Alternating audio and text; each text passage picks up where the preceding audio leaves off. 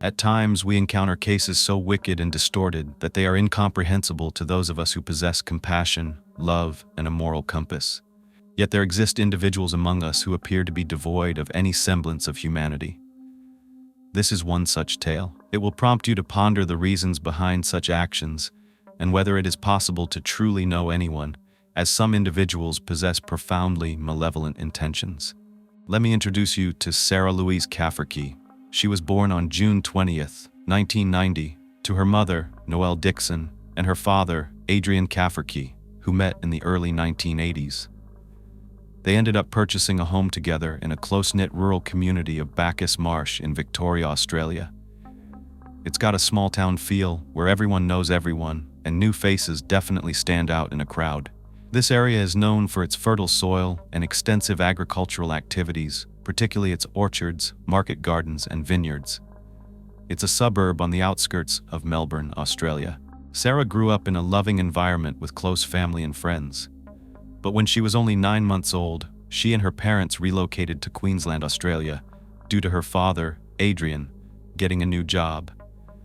This was actually a 22-hour drive away, so it was quite a move from everything and everyone they knew. It's a much bigger area of Australia, with a coastline stretching nearly 4,400 miles. Things went well for about 2 years, but unfortunately the relationship between Sarah's parents began to fall apart. They decided to amicably separate, but remained on friendly terms for Sarah's sake. Sarah and her mom, Noelle, moved back to Bacchus Marsh, where Noelle had family and friends, providing a much better support system, especially when going through a separation and becoming a single mother.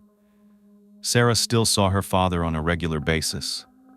She and her mom, Noelle, would fly to Queensland so Sarah could visit and continue to have a strong relationship with her dad, Adrian. He would also fly out to see Sarah.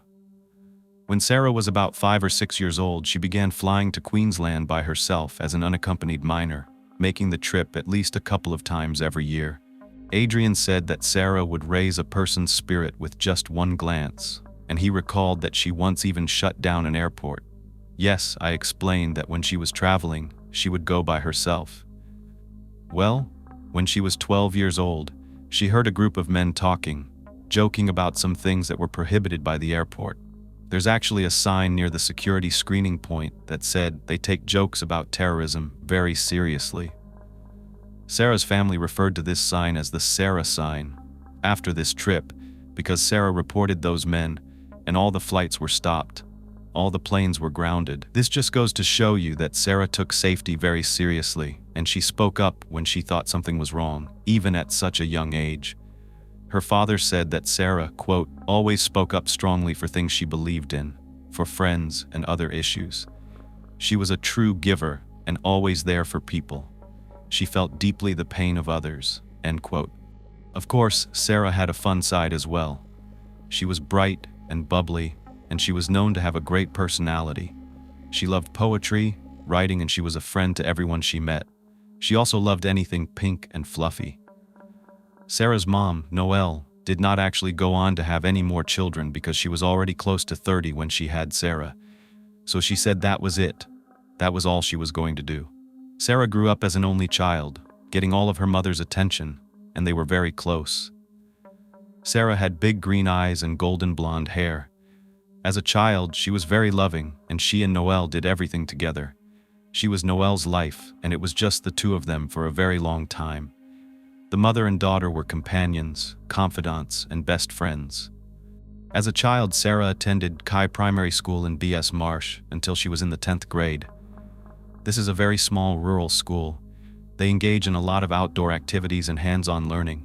Their website says they aim to develop students who are happy, optimistic, and confident in their community. The core values are responsibility, fairness, honesty, self-discipline, cooperation, and respect. After this, Sarah went on to attend secondary school at Bacchus Marsh Grammar School. Now this is what we in the US would refer to as high school. This was a private high school in her area, and throughout her adolescence, Sarah was very academic and athletic. She did martial arts, running, the high jump, and she even sang with the Australian Youth Choir, which is a pretty big deal because you need to try out to get a spot there. Sarah met one of her best friends at this time, Ashley, in 7th grade at a camp at the beginning of the school year, where students would get to know one another. Sarah went right up to Ashley and asked her if she wanted to be in her cabin. That's just the way Sarah was. She was outgoing, friendly, and she made sure other people around her were happy. From then on, the two of them were inseparable. Sarah also loved acting. She was a huge fan of the show Ally McBeal. If you've never seen it before, it's about a young attorney, played by Callista Flockhart, who joins a prestigious law firm, and the show follows the romantic and personal lives of the main characters. Well, this inspired Sarah to want to become a lawyer one day. It wasn't just that she was inspired. She had a goal to become a lawyer because she wanted to fight for others. She also dabbled a little in modeling and acting and considered going into that field as well. But then something happened that changed Sarah's teenage life. From a very young age, she always suffered from what was believed to be asthma. But in 2005, at 15 years old, when Sarah was in the 11th grade and now attending a new school, a public high school called Bacchus Marsh College, unfortunately, Sarah was officially diagnosed with acute severe bronchial spasms. This is a rare form of asthma. It's also known as bronchospasms, very uncomfortable contractions in the lungs that make it very difficult to breathe. The severity of someone's symptoms is actually related to how narrow the airways are, or how airflow is restricted, and in Sarah's case, they were very severe. She suffered from constant asthma attacks, some of which actually resulted in Sarah having to be hospitalized. Once an attack would occur, they didn't have much time to rush Sarah to the hospital. Many times, she would actually have to go by ambulance, and she also needed to be on daily medication. This caused her to miss a lot of school, especially in the 10th and 11th grade, and it also strained her relationships with her friends. She was in and out of the hospital, so she wasn't able to socialize as much as she wanted to. Her mom, Noelle, made the decision to finally homeschool Sarah in order for her to be able to complete the 12th grade and graduate from high school. This was very important to Sarah. She wanted to finish her studies because she wanted to work within the justice system as a lawyer, and she knew she would need strong academics going forward. At first, staying home from school may seem like fun to a teenager, and Sarah didn't let it get her down. She was known for her positivity, kindness, and generosity. Whenever she was up to it and not feeling ill, she would spend time with her friends and enjoy the outdoors whenever she was well enough. Sarah also loved animals, especially her family dog, a black Labrador named Sprocket. It was like her best friend. She was very attached to Sprocket, and they had quite a strong bond. However, over time, it seemed like the lack of social activities began getting to Sarah, and she rebelled, which is actually pretty common for teenagers. She was no longer interested in flying to go see her dad like she used to, because now she wanted to stay close to home and hang out with her friends. In 2006, around the age of 16, Sarah began experimenting with alcohol. Now, this is not something her mother condoned or even allowed at home, but Sarah would obtain it from friends. Eventually, since she was very impressionable at that age, she began to experiment with other substances as well, including marijuana, ecstasy, and even GHB. If you don't know what GHB is, I don't really want to try saying the whole word, but I will try. It's short for gamma hydroxybutyrate. It's a party drug that produces feelings of euphoria, confidence, relaxation, and sociability. It's kind of like a more intense feeling of being drunk from what I've read, and they call it liquid ecstasy. It's also been known. Now, the negative side effects of GHB can include drowsiness, vomiting, mood swings, dependence, as well as more serious symptoms like unconsciousness and respiratory collapse that could lead to a coma or, in extreme cases, death. And we already know that Sarah had a severe breathing problem, so of course, this was not good for her. Anyone, especially teenagers, can end up experimenting with substances, and I just try really hard and want you to try to not pass judgment on others too harshly, especially a teenager, because their mind isn't even fully developed until their mid-20s. Many times they're convinced by their friends to try things in order to be cool or be part of the friend group.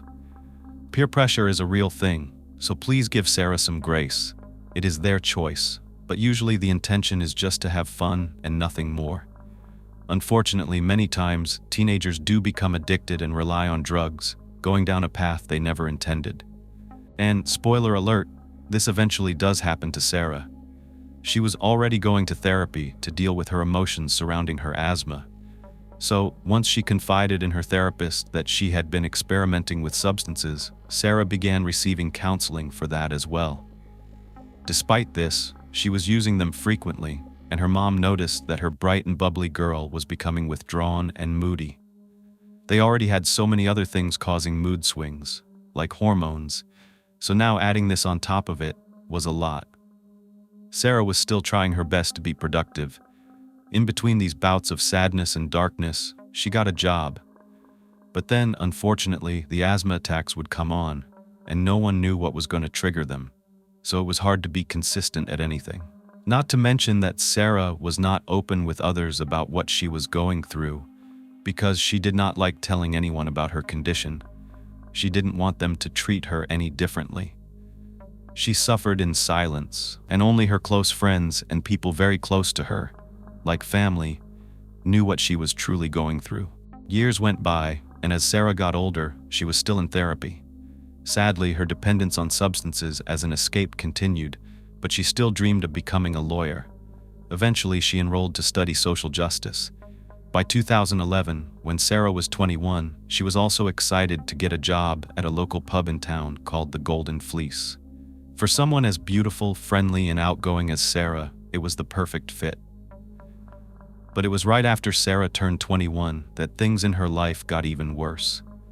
Enter Christopher Stewart. Sarah and Chris, who was a local guy, began hanging out regularly in September of that year, 2011, and eventually they started dating. At first, things were going really well. Chris seemed really sweet and caring.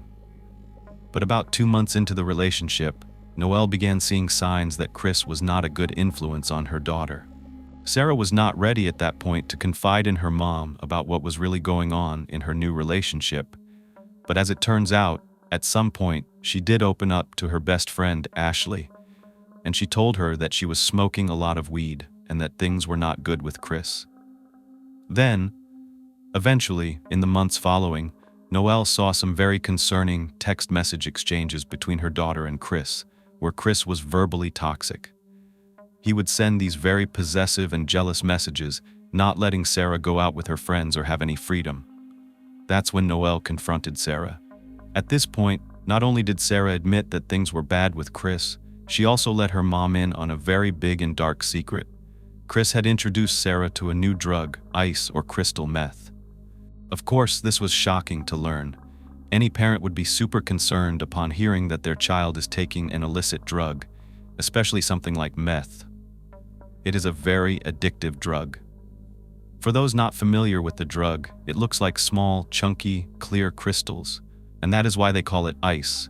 It's usually smoked, and when you do, you feel the effects almost immediately. It can also be injected, swallowed, or snorted. It's an upper like cocaine, but unlike drinking or doing coke or smoking pot, the effects of meth last for up to 12 hours. It's a stimulant. It makes people feel happy, confident, have increased energy, and decreased appetite. So it can be appealing to a person that likes to be thinner, but users also have an increased sex drive and euphoric feelings. So you can see it could be easy to become dependent on it. At first, all those things I just mentioned sound like positives, but obviously there are many negative aspects of doing this drug as well. I think most of us know this, but even if people use it just once, they can experience paranoia, confusion, violence, and their bodies can even overheat. They can have seizures or even heart attacks, even if they're young and healthy. That doesn't happen to everyone, but everyone who does it has to come down afterward, which doesn't feel good. They feel exhausted, they can get headaches, and they can start hallucinating and feel itchy, and the list goes on and on. So they tend to chase another dose to get that feeling of all the happiness and the confidence and the energy once again, and not feel gross. This vicious cycle continues. So please again, be mindful that even though this is a choice, I encourage you not to judge Sarah too harshly. We all make mistakes. It doesn't make Sarah a bad person or stupid.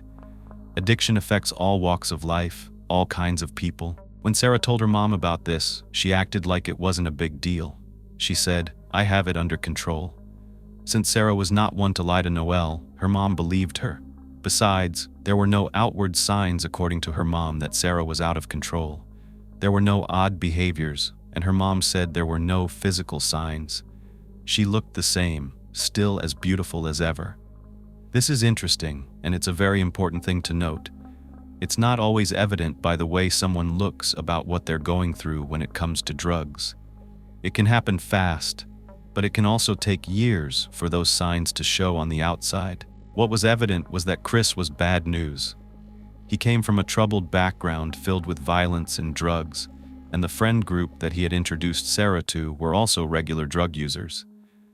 It's hard to comprehend what someone like Sarah saw in Chris, but it might be as simple as recognizing a kindred spirit who was struggling to overcome their demons.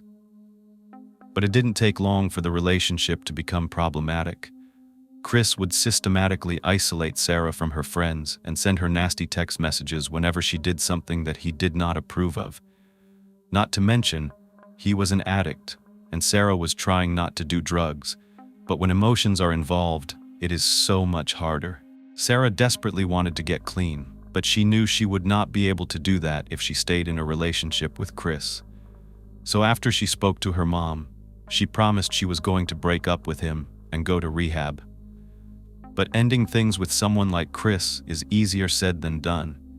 Sadly, this was the beginning of the end for Sarah, but she didn't have a clue what would end up happening. No one saw it coming, and even if you try to guess, you probably can't, because it's most likely not what you think is going to happen. But you'll know soon enough. When Sarah told Chris that things were over between them, of course, you could have guessed he got angry. He lashed out and told her that no one else was going to want her, that she was just a junkie, and that she was nothing without him. During a fight, he climbed onto the roof of their townhouse and threatened to throw himself off if she didn't take him back. People sometimes wonder why a woman will stay. Well, when you're kind-hearted like Sarah, you're usually the type of person a person like Chris will target, and then you fall in love. It's hard to watch someone that you love say they're gonna jump off of a building, even if they're not a good person or the best person to be with. Over the next few months, Sarah made every effort to move on with her life. She and Chris would break up, and then they would get back together again, and she kept falling back into her addiction. So over the next year or so, she knew that she would not be able to get clean without help, and Chris was still bothering her. She would still give in to him, and so many times people like Chris will use a person like Sarah's drug addiction to entice them to continue seeing them. This is evil, and it's sick. But they know the pull that the drug has on them, so they bait them into being with them again because of the, I'm gonna do air quotes, fun that they used to have together when they were high. This is a very typical scenario with these toxic drug-related relationships. The drug is now used as a tool so that Chris could try to get Sarah back. Well, finally, in August of 2012, at 22 years old, Sarah attended a detox program so that she could finally move on with her life. She really wanted to get back to her studies and away from drugs. Now, as part of her recovery, Sarah kept a diary of her time in the program, as she resided in room number 8 at the rehab center. So first, I want to read you a poem that she wrote about finding her way back to herself after addiction. It's titled, "Can I Have Her Back?" Now try to give it your undivided attention, because it's so well written, and I'm sure that we can all relate to it in one way or another. When you can say no, you don't want to, and when you want to say no, you can't.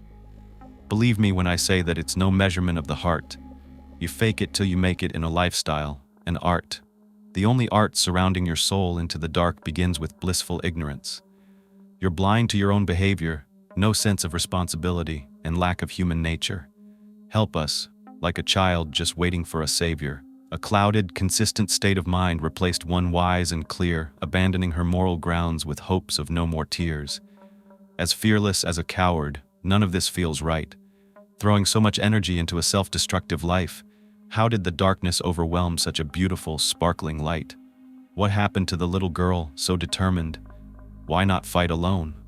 Analytical and just too young to listen, her thoughts become possessive, and her life a demolition. What happened to that little girl with an amazing, contagious smile? Burdened by the world around, delusional and in denial, a specific date of when and why suddenly became irrelevant. The line has been crossed, it's a blur. It's now just for the hell of it. What happened to the motivation, the glimmer in her eye? A longing to escape reality with a forgetting sense of why. A compass pointing north with all senses screaming south, the constant battle in her head, looking to get out. Soul searching, scorned by an insecure perspective, becoming more lost became her one and only objective. The world won't stop spinning for a poor, tortured soul. Shovel in hand, covered in dirt, she dug her own hole. Why can't she see the effects of her embrace? The power she had to put a smile on the sourest face? Why did she leave us and where did she go? With her presence still here but her soul.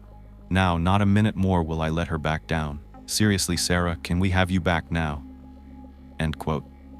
End of her entry. End of her poem. That could literally be a hit song, in my point of view, because it speaks to so much more than just addiction. We have all lost ourselves in something, and then we regret it at some point in our lives. And poor Sarah, I can feel her pain, and she's so intelligent. She is so well-spoken and so talented with words, and yet so lost. There were many entries in Sarah's rehab diary, 8 whole days, where she went into detail about her entire day, her thoughts and experiences. But I questioned a rehab that only lasts a week. I mean, I am not an expert, but I know enough about addiction to know that a month is usually a minimum amount of time that they recommend committing to kicking an addiction. And that's a minimum. With something as addictive and destructive as meth, I'd imagine that you need much longer. So a part of me felt like either Sarah was misinformed or naive, thinking that a week would change anything. Usually, the detox is a week, and then there's an intensive, extensive rehab mentally and psychologically. Once that's completed, our patient care continues, which consists of a person going to meetings every week, multiple times. The medical detox is just the beginning, and that is what that week is for. But Sarah probably thought she was strong. It's physical, it's psychological, and it's a mental illness. The withdrawals themselves are extremely dangerous and uncomfortable, and it's known to be a drug that's notoriously hard to quit because it destroys the dopamine receptors in the brain, making it hard for a person to experience pleasure on their own. And that's truly sad. This can lead to depression and then more of a craving for the drug, so it's a sick cycle. I looked on a website about addiction, and there's a minimum of a 2-month timeline for kicking an addiction to meth, and that's just the start. There's so much that goes into it, like a strong support system, getting away from the people who do it, even if they are friends, family, or your significant other.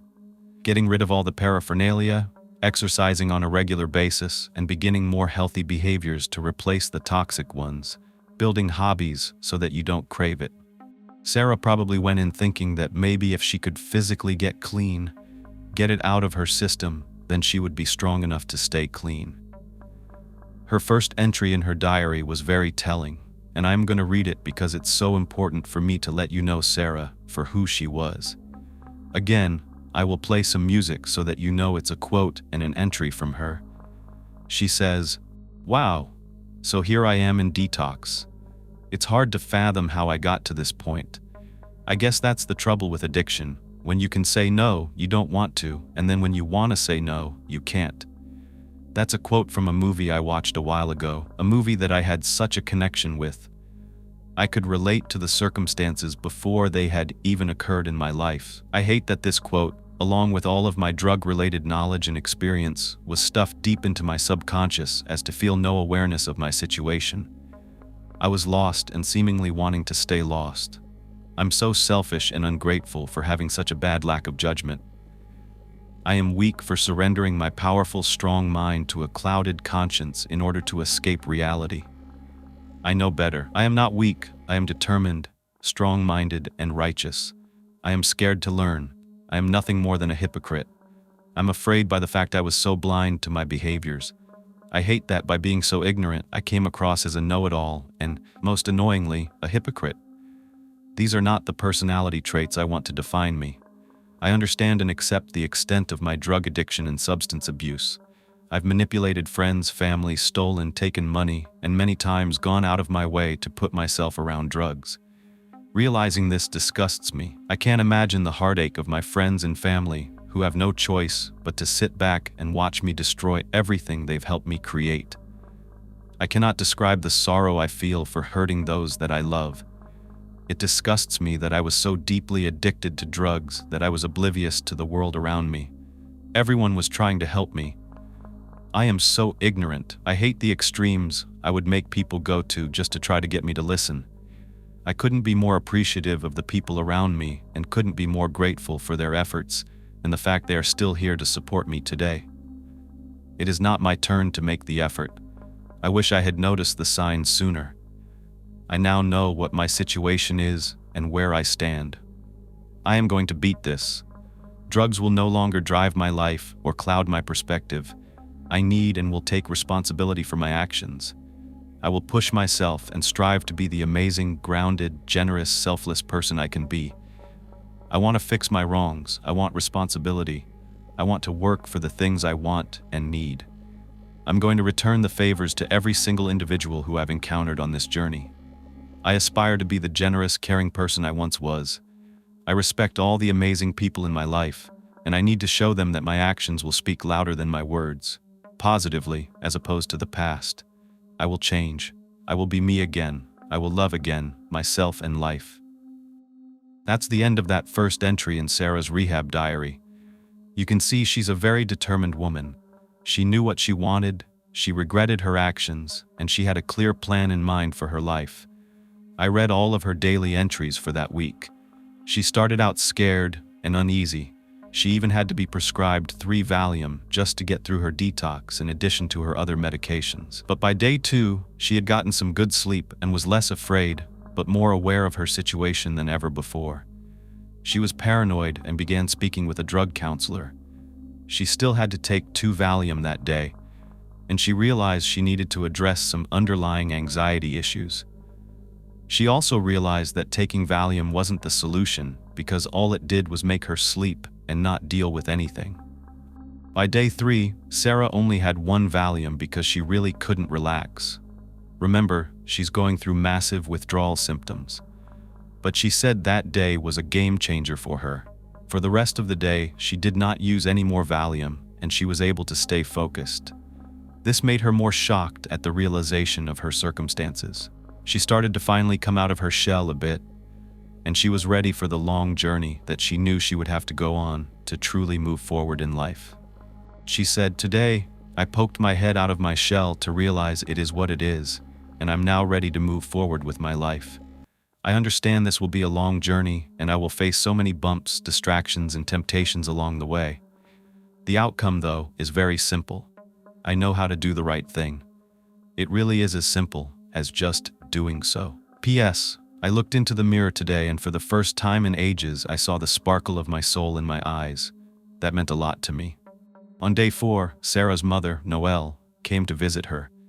At first, she was really happy about that, but then Sarah realized she couldn't let that be the highlight of her day because she didn't want to rely on others for her happiness. As she thought about it for a moment, she realized she missed her dog, Sprocket, a lot, and kind of expected to see her. But then she understood that dogs probably weren't allowed in a hospital setting. By day 5, Sarah was homesick. She woke up feeling grumpy, and she just wanted to go home. But her mood changed when her cousin Emma came to visit. She was so grateful because she knew how busy Emma was, but she took the time to come visit her and brought along with her a special doll that was supposed to be good luck. It was the same doll that Emma brought to the hospital when family members were ill, hoping it would help. And Sarah said it really did. It changed the way the room felt. She described it as peaceful bliss. Her mom also made a little surprise visit that day, and she was so grateful to have family by her side. She even ended up getting a workout in that day, which made her feel really good and motivated. She woke up the next day and said she had a grouse sleep. I had no idea what this word meant. Grouse is an Australian and New Zealand slang term that means something is excellent, great, outstanding, or very good. Then on day 6, Sarah said she felt good. It was the most normal she had felt. Her entry that day was long. She also said that day she received the most gorgeous bunch of flowers from her dad. She wrote, "Warmth fills my heart as I look at the beautiful array of blooms and take in the message, symbol, and meaning behind the flowers. I love you, Dad. Your thoughts have empowered me to stay focused. This small symbol of gratitude has given me an overwhelming feeling of never ever wanting to look back. I won't look back, just as I tell you not to look down. I love you, Dad." I'm sure that he cherishes those words even today. I know that I would. That night, Sarah was bored. She was bored doing all this soul-searching and analyzing her past. She just wanted to go home. She said that there was nothing else to do except put her words into action. By day 7, Sarah was feeling more like herself. According to her journal, she started getting into yoga, which she said she may have found her new exercise of choice. She found it very relaxing. That day, her cousin Emma came by again, but Sarah was also visited by a woman named Jane, who was on a mission to educate the public about meth and help addicts. She said they chatted for nearly 2 hours, and Sarah wrote about this experience. She said, "Not only did she want to hear my story and give me great words of advice, she extended me the offer to join her on this mission. I couldn't be more excited by the thought that my bad experiences and lessons learned could be used to help others. I'm very motivated to ensure that when I leave here tomorrow, I will never, ever, ever turn back to drugs to escape life. I want to live my life to the fullest of my ability and use what I've learned to help others see there is so much more to life than drug addiction. I need to help others see they have a meaning on this earth, and their life too is worth living to their full extent. I want you to remember what Sarah said, that she couldn't be more excited by the thought that her bad experiences and lessons could be used to help others. Take that to heart." Sarah also made that promise to herself to never, never turn back to drugs. I wish she could have lived in that moment forever, in that safe place within the 4 walls of that room in rehab. But she had to go back to the real world. By the next day she was leaving. On day 8, Sarah started her entry by writing, "Fully fledged, free female." She was ready to go home, and she was high on life, waiting for her mom to come pick her up. She even wrote thank you notes for the entire staff. She agreed to a weekly urine test and said in her final entry that she wasn't bothered by doing this. She understood it was just a routine part of rehab, and she had no intention of relapsing. However, she believed the rehab center expected her to. She said, "Others are just being realistic. Having dealt with drug addicts in the past though, with me, I truly feel there is no turning back. I think I'm coping pretty well with having to constantly explain my perspective, only to receive a look of willful doubt in my listeners' eyes. I get this. I understand it's all been said before, and I only know how I feel inside. I will be patient with people as they have been with me." So clearly what she's feeling is that everyone thinks she's going to go right back to doing drugs. And she's trying to tell them, "Look, I don't know. Maybe it's true I will, but in my mind I feel like I'm going to do this. I'm not going to turn back." She's going to try to be patient when people look at her like, "Yeah, no, once an addict, always an addict." She went on to say she was finally free from her roommate, and she had this unfamiliar energy pulsing through her body. But she realized it was from not being on Valium and not being stoned like she had been every day for the past 4 years. But this new energy made her mom question whether she was on something when she came to get her, and that disappointed Sarah. She understood her mom questioning her, but she hated that it was going to be hard for Noelle to trust her. However, she understood it may take a long time to earn that trust back. She was willing to be patient, and in the meanwhile, productive. When she got home, Sarah started to play with her dog, Sprocket, which she referred to as her beautiful baby girl, and called her school so she could resume her pre-legal studies in social justice. She also looked for a job. She ended that final entry with, "Can't wait to wake up tomorrow and see what this new day has to bring." That enthusiasm is contagious, but dare I say it's usually short-lived. It's common for a person who accomplishes something to feel this newfound confidence, but soon they fall back into the normalcy of life, and they become complacent once again. Sarah did get a job as a bar and gaming attendant at a hotel in Melton, about 15 minutes away from her home in Bacchus Marsh, and things seemed to be going well. But she and Chris got back in contact, and they ended up hanging out with each other following her week in rehab. I hate to say this, but I think you already know. Sarah relapsed just a month after she'd gotten clean. It's like I know that this woman wanted to change. I know for a fact, reading her words, those were her words. We know what was in her mind and heart, so I hate addiction so much. But the tendrils of her past relationship with Chris still lingered. While she was working on herself, he was working on trying to pull her back into his toxic orbit. And there's nothing that upsets a possessive man more than seeing their ex living their best life. So when Chris realized that Sarah wasn't just happy without him, that she was actually thriving, he decided to take her down a few notches. She again confided in her mom about backsliding, but once again, she committed to getting back on track. Eventually, the relationship with Chris finally ended in late October, and Sarah was planning on re-entering the detox facility and trying again with Chris out of her life. But he would not let her go. Instead, in September, Chris began stalking Sarah, but not in person. He enlisted the help of a friend to do his dirty work for him, a guy named Steven. Now, Chris told Steven he needed to teach his ex a lesson. He asked Steven to go visit her while she was working, and threatened that if she didn't get back together with Chris, something bad would happen to her and her family. How did he think that that would actually work? It's not really that romantic. It's pretty disgusting. But Chris's plan to have Sarah intimidated went haywire when Steven walked in and saw Sarah. First of all, she was strikingly beautiful, but beyond that, Sarah was a genuinely nice human being. As Steven sat and watched Sarah at work, he realized he couldn't work up the nerve to be cruel to her. Instead, he struck up a conversation with her, and instead of scaring Sarah and forcing her to run back to Chris, Steven told her that she needed to stay far away from Chris. He was bad news. Sarah had actually seen Steven before. He'd been part of the same circle of friends that she and Chris hung out with, but he was more of an acquaintance. If he wanted to, Steven could look pretty scary. He was fully tattooed, tall, muscular, and much older than Sarah. He was 47, and she was 22. But this also made him much more mature than Chris, and he felt like he could impart some fatherly advice to Sarah. So that's what he did. Sarah was grateful, and she kept in touch with Steven by adding him on her Facebook.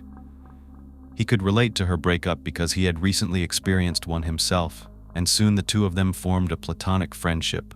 You see, Sarah couldn't confide in many people about what she was going through, but Steven didn't judge her, and she also appreciated the fact that she felt safe around Steven. He didn't try to control her like Chris did, and rather than threaten to hurt her, he promised to protect her. Steven assured Sarah that nothing bad would happen if he was around, so if she ever needed anything, she just had to let him know. As they kept in touch, they met up in their common friend group. They mostly spent their weekends getting together and drinking and partying with friends. Steven's home was a safe place where Chris couldn't hurt her or bother her, so Sarah and her friends ended up going over to Steven's and hanging out. Sarah and Steven also bonded over their shared love of animals.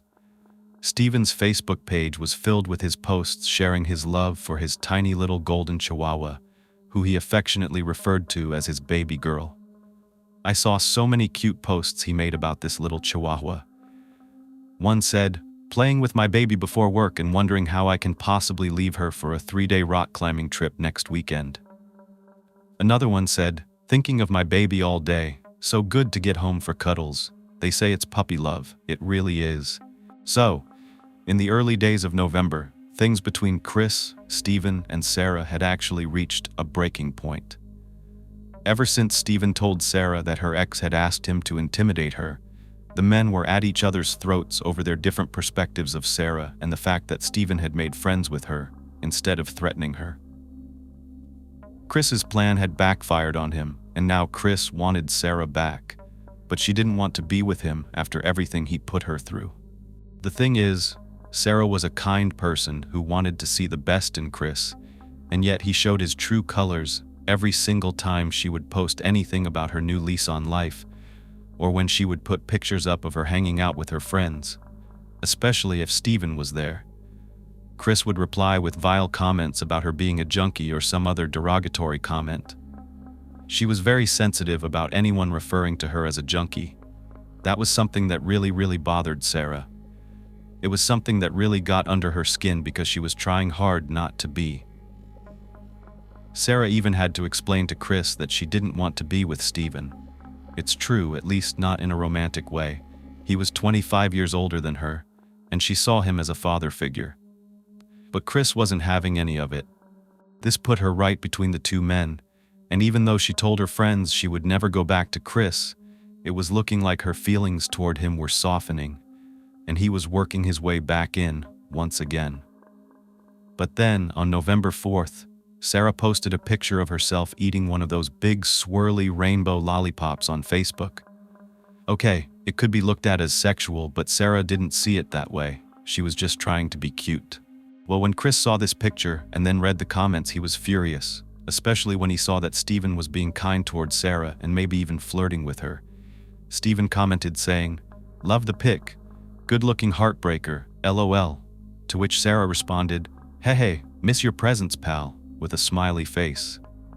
Now Steven commented back with, "Catch up when you got free time. There better be a beverage handy, LOL mate." In this thread, it appears as though Chris may have commented something back, but then it was deleted. However, Sarah's response is still there. She said, "Unlike the way your mind works, not everyone else operates on a sexual basis. Mature people of the opposite sexes are able to have a friendship based on genuine interest and care for each other. Stop being immature over Facebook, please. I've had enough. I will delete you if you're unable to be civil." Now I think that was in reference to Chris, because right under that, Steph comments and says, "Hey Chris, you're a funny guy." So clearly there is animosity between these men, sort of like Steven had broken bro code and sided with Sarah, and Chris was pissed. Sarah still had plans to re-enter rehab on November 12th, especially after her boss at the hotel she was working at fired her on November 8th for being unreliable. However, they did say she could come back and get rehired if she could get her life together. That was her plan. Instead, her life was going to end, and Sarah had no idea the evil lurking behind smiles, empty promises, and fake pretenses, which is truly frightening. With Sarah's mother's help, she was able to secure a spot for treatment in that same detox facility. Since she knew she was going to be readmitted to that facility on Monday, November 12th, she wanted to have fun, relax, hang out with some friends, and visit before having to go to detox again. I kinda likened it to starting a diet. You know that you're gonna eat right and work out, so before you do, you just have that one final big cheat meal to get it out of your system. I feel like that is what Sarah figured she would do that weekend before she was set to begin her journey of getting clean again. Well, over the next couple of days while anticipating her return to rehab, Sarah hung out with her friends.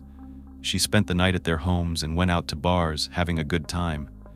By Friday, November 9th, Sarah was back at home and back to Marsh and Sarah's normal routine on weekends, which was to usually go out on the town on Fridays. So her mom anticipated seeing Sarah dolled up that night and going out. But when she saw that Sarah wasn't dressed up for a night out, it appeared as though she was going to have a quiet night in. However, Noelle was going out that night, so before she left, she told Sarah she was leaving. Please make sure she cleaned up after herself and that she would see her later over the weekend.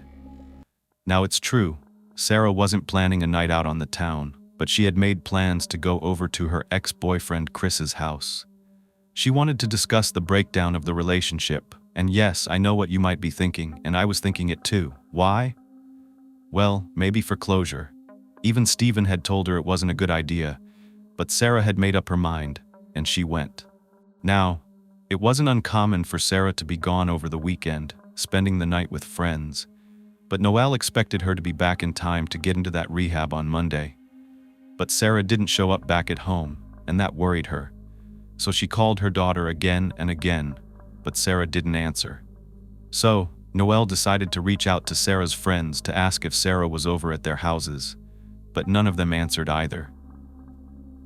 At that point, Noelle, now distraught, it's Monday. Her daughter hasn't shown back up, and they were supposed to be in rehab setting her up for this other detox program. She decides to go straight down to the local Bacchus Marsh police station and report Sarah missing. Noelle explained to a deputy that the last time she saw her 22-year-old daughter was on Friday night, and she hadn't heard from her since. Meanwhile, friends began receiving Noelle's messages that Sarah hadn't turned up over the weekend, and they thought that was really odd. So they began posting Sarah's picture all over social media, asking if anyone had seen her. That's when Sarah's best friend Ashley became aware that Sarah was missing. She saw Sarah's picture pop up on a Facebook post next to the caption that read, "Has anyone seen this girl?" Ashley was stunned, she was confused, and she thought to herself, "Is this a joke?" But then she realized it wasn't, and she too tried reaching out to Sarah but got no answer. She was frustrated at this point. She texted Sarah saying, "You're scaring people. You need to come home. This isn't funny anymore." But she never got a reply. Not only was it out of character for Sarah not to keep in touch with her mother and her close friends, but she also required regular medications for her severe breathing issues, and those medications were still in Sarah's bedroom. It didn't take long for the media to get a hold of the story, and by Tuesday, a news report came out asking the public for help. Not only was Sarah missing and in need of her medication, her car, a silver 2001 Holden Astra sedan, was nowhere to be found either. Of course, Chris was one of the first people that police wanted to speak with, obviously since he was her most current partner. Noelle knew of her daughter's issues with him. Also, several friends and family members had shown the disturbing posts on Sarah's Facebook page from Chris to the police. Many of his comments were offensive, derogatory, and even threatened her. But when they tracked him down to interview him, he said that he hadn't seen Sarah since Friday. He explained that Sarah had dropped by his place on Friday evening to just talk, and that she left on good terms around 10 p.m., and he hasn't seen or spoken to her since. Well, that's kind of suspicious. If Noelle had seen Sarah before she left to go see Chris, he may have been the last person to see her before she went missing, because at this stage, no one knew when Sarah had truly disappeared. It could have been any time after her mom saw her. They couldn't immediately rule Chris out, even if he had an alibi, because they didn't know the timeline yet, so he remained a person of interest. As the investigation progressed, friends began coming forward with information about when they saw Sarah last. One of her girlfriends said that on Wednesday, November 7th, she and Sarah had gone over to Steven's house to hang out, and she admitted that they did GHB and meth that night, ending up crashing over Steven's. She also mentioned that Sarah told her that she felt like she was just a junkie, so it seemed like maybe Sarah's mental health had taken a hit. But we know that she was seen on November 9th by her mom, so they needed to keep digging. Police went to local businesses and asked them if they could pull up any surveillance footage, and that is when they got their first big break in this case. Sarah was spotted on CCTV on Saturday, November 10th, at a local Foodworks supermarket at 156 Piedmont Bennett Street in Bacchus Marsh. She could be seen buying some alcohol, and in this still shot, Sarah is smiling as a little girl walks right past her near the front entrance. She doesn't seem to be in any distress. She actually looks very happy. Sarah appears to be carrying a handbag and her keys in her right hand.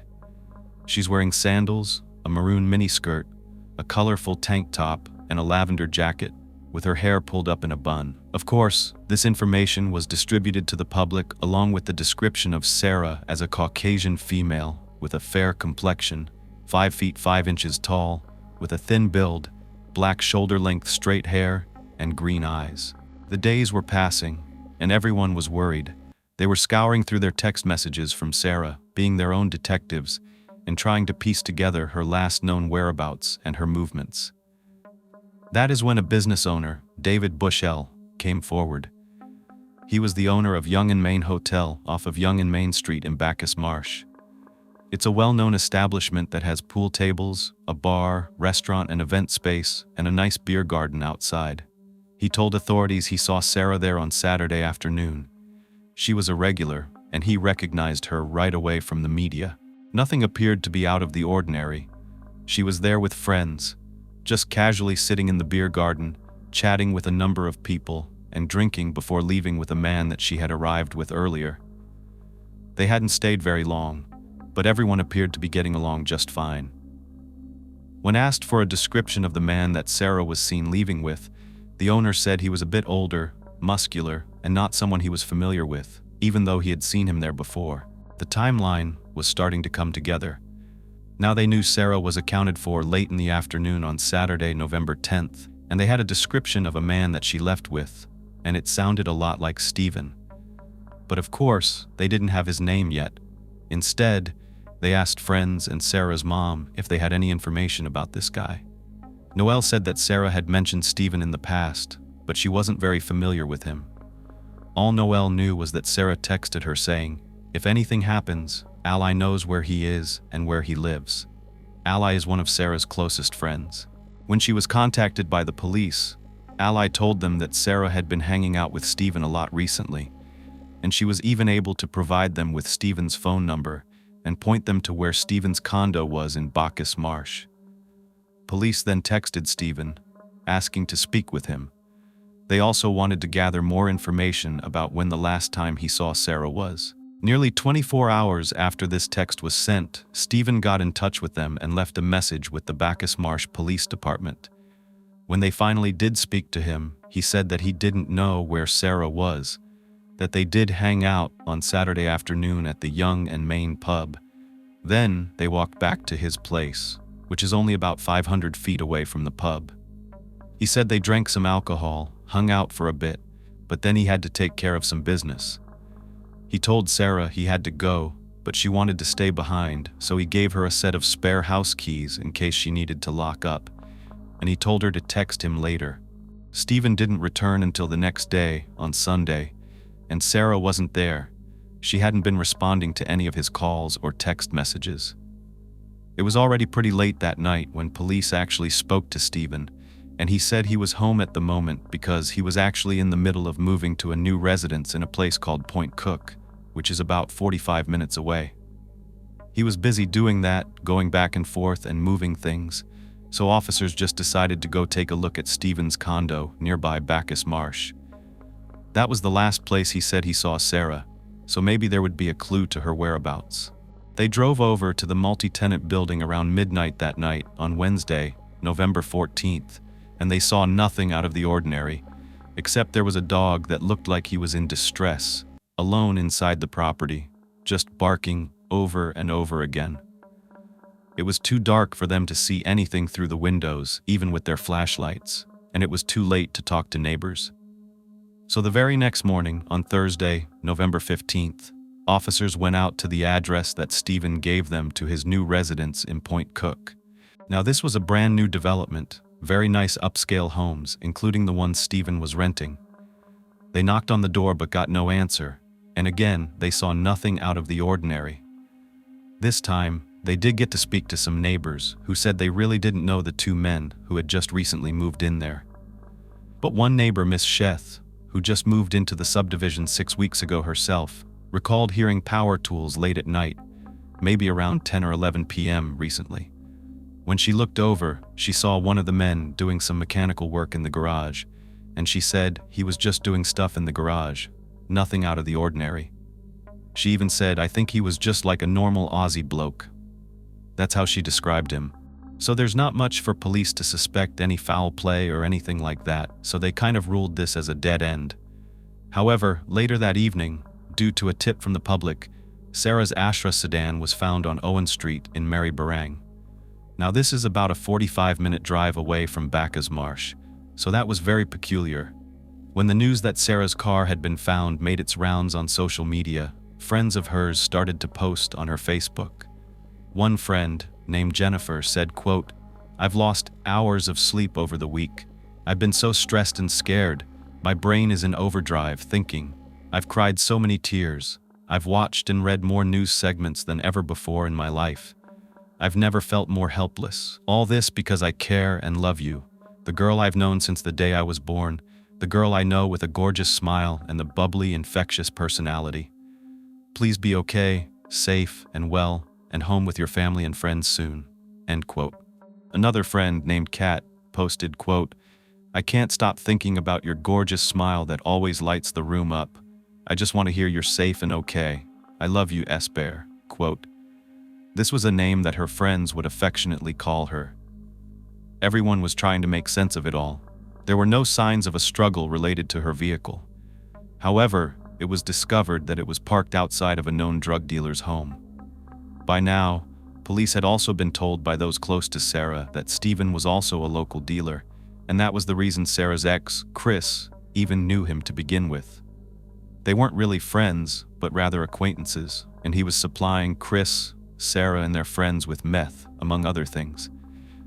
That was the main reason Sarah hung out at Stephen's, which does make perfect sense now why a 22-year-old would be hanging out with this 47-year-old man. So they began looking into Stephen a bit more, and they were trying to track him down. At this point, it seemed like he had vanished, which makes him look even more suspicious. They do label him a person of interest in Sarah's disappearance. Suspicion continues to swirl around Stephen, especially as the investigation moved out of the control of the local police department into the hands of the Victoria Police, specifically the Wyndham Crime Investigation Unit. Unbeknownst to the local police, this crime unit had been looking into reports of a drug ring that was operating out of both Bacchus Marsh and Point Cook, two places where Stephen Hunter lived, and his name kept coming up in the course of that drug investigation. So as soon as Sarah's case was handed over to them, he moved to the top of their list of persons of interest. They went back over to Stephen's condo in Bacchus Marsh to interview neighbors, and they spoke to two young girls who had been playing in the driveway near Stephen's home on the evening of Saturday, November 10th. They told police they heard a scream, a loud scream, and the sounds of pots and pans crashing to the ground. So at this point, a search warrant for this property was requested, and by Saturday, November 17th, that warrant was executed. Officers entered Stephen Simpson Street condo. Now, I'm going to do a short, succinct recap right here in case you might have been busy while you're listening and lost track of what's happening. These recaps exist in cases like this because there are so many names and so many places. So, here we go. If you want to skip it, just look below in the timeline right here for the chapter markers. Sarah Cafferkey was from a small suburb of Bacchus Marsh in Victoria, Australia. She grew up with her single mom, Noelle, after she and Sarah's father, Adrian, split up. Sarah was raised as the only child and was thriving, particularly in sports. She was attending a small private school and flying to Queensland to visit her father a couple of times each year. However, in 11th grade, things changed when Sarah's asthma began getting severe, and by age 15, she was diagnosed with bronchospasms, making it very hard for her to breathe. She was put on daily medications and was hospitalized a number of times, which made it impossible for her to keep up her grades. So she was eventually homeschooled by her mother, and that's when she unfortunately began to experiment with substances. This was a way she could escape from her condition and the depression and loneliness it brought. She connected with a new group of friends, but they were part of the bad crowd, and Sarah's mom noticed her bubbly personality shifted. She became more withdrawn and moody. But Sarah was still doing well over the next couple of years at work and studying in college classes to become a lawyer. That is until she met Christopher Stewart, who introduced her to meth. Sarah was hooked, and Chris was toxic. He kept her isolated from friends and sent her very nasty, controlling texts, which Sarah's mother saw. That's when Sarah confided in her mom that she needed help. Sarah checked into a rehab facility and successfully detoxed. She chose to leave after just a week with a renewed sense of confidence and a number of diary entries showcasing her desire to get her life back on track and continue working hard to achieve her dream of working in the legal field. But this was all short-lived, as Chris came back into Sarah's life and she began using meth again. But this time, with her knowledge of her addiction and that she could use detox to get clean again, she broke up with him. Chris was upset with this, so he sent his friend Stephen, who was also his drug dealer, to go harass Sarah at work. But this plan backfired. Stephen, being older than them at 47 years old, decided not to go along with the plan. Instead, he made friends with Sarah and warned her to stay away from Chris. Sarah felt safe around Stephen. He was tall, muscular, and wise, kind of like a father figure. He took her under his wing and promised to protect her from Chris. Over the next couple of months, they formed a trusting platonic bond. He was one of the last people to see Sarah before she vanished after leaving her home on Saturday, November 10th. She was seen on CCTV footage at a supermarket buying alcohol, and then later in the afternoon, she was spotted with Stephen at a pub down the street from Stephen's condo, which is located on Simpson Street, a 5-minute walk from the pub. Stephen admitted to police that he was with Sarah that afternoon, and that the last time he saw her, she was at his condo. They had a few drinks before he left to continue moving his things to his new home, 45 minutes away in Point Cook. He gave Sarah a spare key to his house and told her to keep in touch, but she hasn't responded to any of his messages. At this point, Stephen became a person of interest because he seemed to have been the last person to see Sarah. He's also known to be a local drug dealer and had been supplying Sarah with meth. At this point, Stephen's condo in Bacchus Marsh, where Sarah was supposedly last seen, is about to be searched. So here we go, we're back on track with the story. When officers searched the condo, they found obvious signs that something terrible had happened inside. However, it seemed like whoever was involved attempted to clean the walls and the floors, but they didn't do a very thorough job of it because blood was found in a lot of places. On the living room couch, a leather jacket, a pair of dumbbells in the garage, 2 bar stools that were also in the garage, a carving knife under a wooden cabinet in the bedroom, a pickaxe in the living room, and on a massaging device in the bedroom. In other words, there was blood everywhere, and this was not good at all. At this point, the homicide squad was called to the scene to collect and examine evidence, and Sarah's mother, Noelle, was notified about what was happening.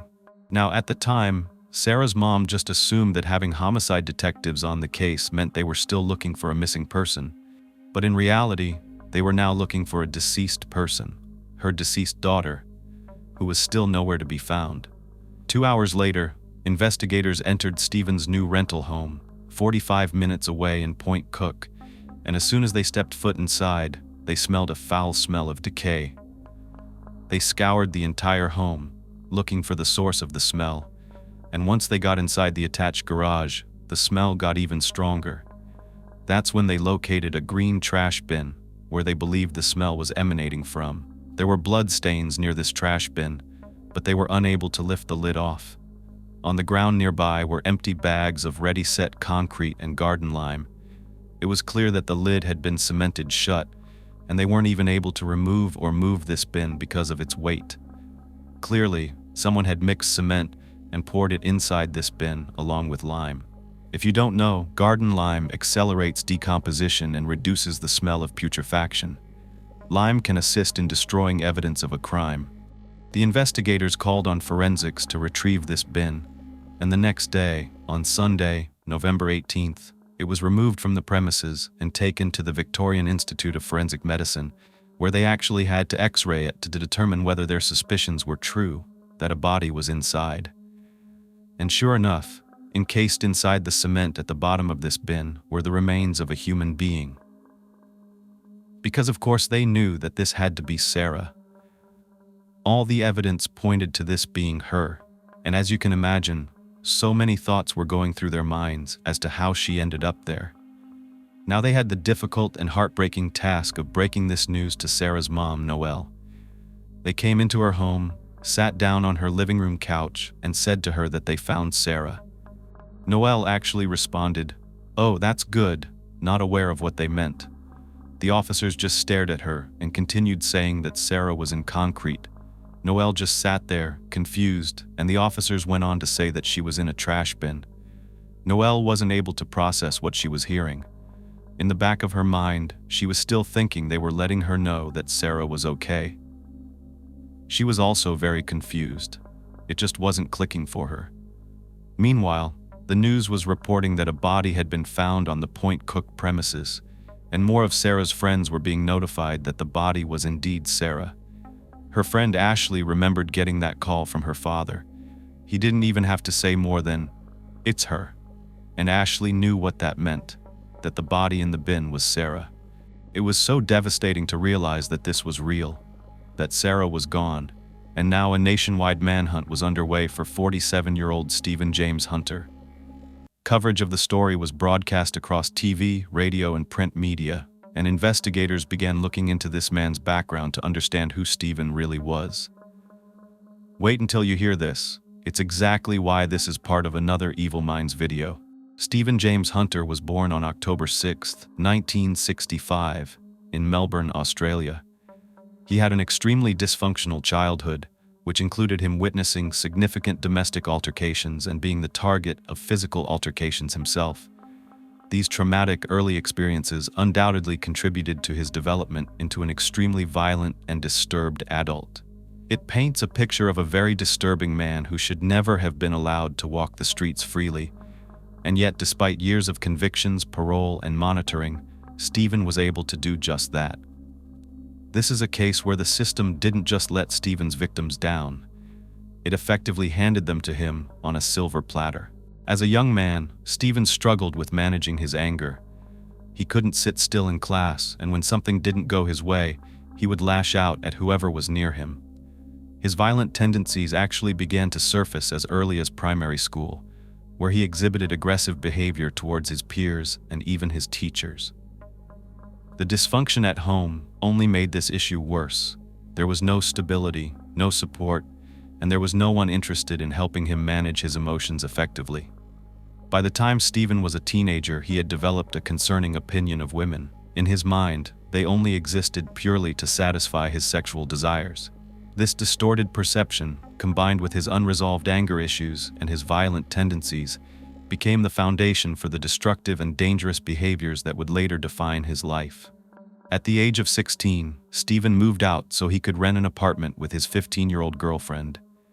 Moving out was the only way to ensure that this girl was completely under his control and available to him anytime that he wanted.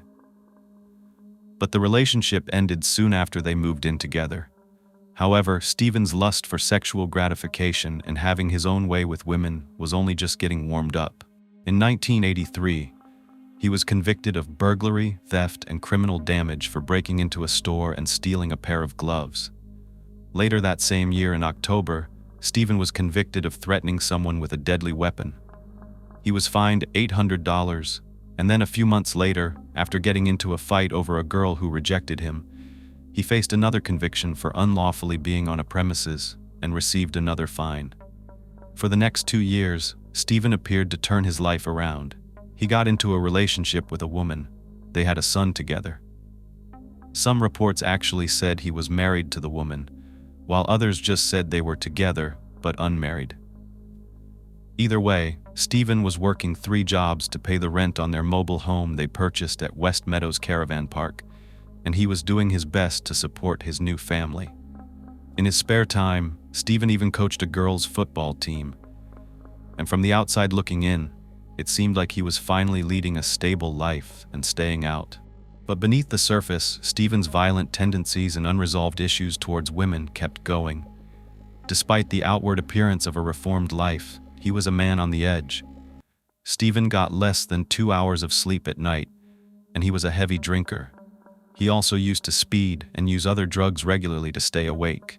So, with little sleep, the drug use, the alcohol, and the stress of maintaining the appearance as a changed man, it's no wonder that Stephen developed a very wicked temper. He began to dish out the same violence that he experienced as a child, particularly when he didn't get his way. No one was safe from Stephen, neither his partner, nor his child, nor his colleagues, and not even his friends. Stephen was on the edge of inevitable disaster. It was just a matter of time. When Stephen was 21 years old, he began working as an assistant manager at Safeway Hypermarket in Gladstone. One of his co-workers was an 18-year-old girl named Jacqueline Cecilia Matthews, who was in her final year of high school. She was a pretty, petite, vibrant, and outgoing young woman with a bright future. That was until she had the misfortune of crossing paths with Stephen Hunter. From the outset, Jacqueline knew that he was bad news. Stephen bluntly told her he wanted to sleep with her, and she told him she wasn't interested. Yet no matter how many times this woman said no, Stephen kept hitting on her and making inappropriate advances. In one incident, he pretended to fall over accidentally and land on top of her in the storeroom, trying to kiss her while she was trying to get out from underneath him. He also invited her to hang out time and time again, to go surfing and do things together, but she always turned him down. She told her friends what was happening at work and that she didn't want to date a man who had a child, but she didn't care for Stephen anyway. Meanwhile, Stephen was having conversations of his own about Jacqueline. He told a friend that ever since the storeroom incident, he couldn't stop thinking about her, and quote, now that he had a taste of her, he wouldn't stop until he finally got her. End quote. That is disgusting. And the tension between Jacqueline and Stephen came to a head on the 9th of April in 1986, when she turned him down for the last time. When she left work after her shift ended, Stephen ran out of the building after her car. Then, a couple of hours later, Stephen returned to work in a fresh set of clothing and wet hair. In the early hours of the following morning, the burnt-out remains of Jacqueline's vehicle were found at the Rendall Road Bridge facing the river. Her body was found, charred beyond recognition, and slumped in the back seat of this car, with a gasoline container nearby. Fire investigators determined that this vehicle had been doused in gasoline before it was set on fire, which made it clear it was an act of arson. Jacqueline's autopsy then revealed she had not even died in this fire. She had been stabbed 7 times in the throat and heart before her car was set on fire to cover up this crime. As the word spread about Jacqueline's murder, her friends, family members, and co-workers came forward to share their observations of Stephen's behavior towards her in the weeks prior, and he was quickly labeled a person of interest in her death and brought in for questioning. Investigators would later describe Stephen's attitude during these police investigations as unfazed and cold. He denied having any involvement in Jacqueline's murder and claimed he had been at work the whole time. He said, quote, I'm not going to confess, we can play games all night, end quote. But Stephen's co-workers provided compelling statements that he had run out the door when she left that night. They recalled he was gone for several hours and then came back to work in a new set of clothing. Finally, the pressure was on. The evidence was mounting against Stephen. He decided to provide his version of the events leading up to Jacqueline's death. Stephen claimed that his car was blocked in at the supermarket, so Jacqueline offered to give him a ride home. But instead of going straight home, Jacqueline decided to drive the car to a place where she could park, and then she started to kiss him. The situation escalated, according to Stephen, when he got mad that Jacqueline wouldn't take him back to work. When he demanded to go back because he was married and didn't want to cheat on his wife, he said that he slapped Jacqueline. Then she pulled a knife on him and tried to attack him. They struggled inside the car, and she somehow ended up in the back seat, and then all of a sudden, she was bleeding to death from her stab wounds, and there was nothing he could do to save her. Stephen went on to say, quote, I've got a violent temper. I just stabbed her. I went mad and stabbed her a few more times. I should have taken her to the hospital the first time, but I was scared. End quote. Stephen recalled that he was covered in blood, so he knew he needed to go home and change. He also knew he needed to return to work because he needed an alibi. But when he got home, his wife had people over, so he had to go wash the blood off outside and then cover himself with a blanket before going inside and changing. At some point, Stephen confessed to his wife that he had killed someone. Stephen even asked a friend to help him dispose of Jacqueline's body and the evidence left in her car. They doused the car in kerosene and set it on fire. Once the vehicle was fully consumed, the friend supposedly drove Stephen back to work, but not before he got rid of the knife by throwing it in the trash. Stephen thought that the fire was enough to eliminate any potential connection between him and Jacqueline's murder. He went on with his life as if nothing had happened. However, because the investigators were closing in on them, the friend who helped him cover up Jacqueline's murder started to beg Stephen to come forward so that he would not be implicated in Stephen's crime. But when he refused, the friend went to the police and admitted everything about the cover-up. Finally, Stephen did confess, and in the end, he stated, quote, I'm not a human being. I'm a dog. I want to go to jail for 20 years. End quote. If Stephen actually got what he asked for and what he deserved, endless heartbreak could have been avoided for both Jacqueline's family and his future victims.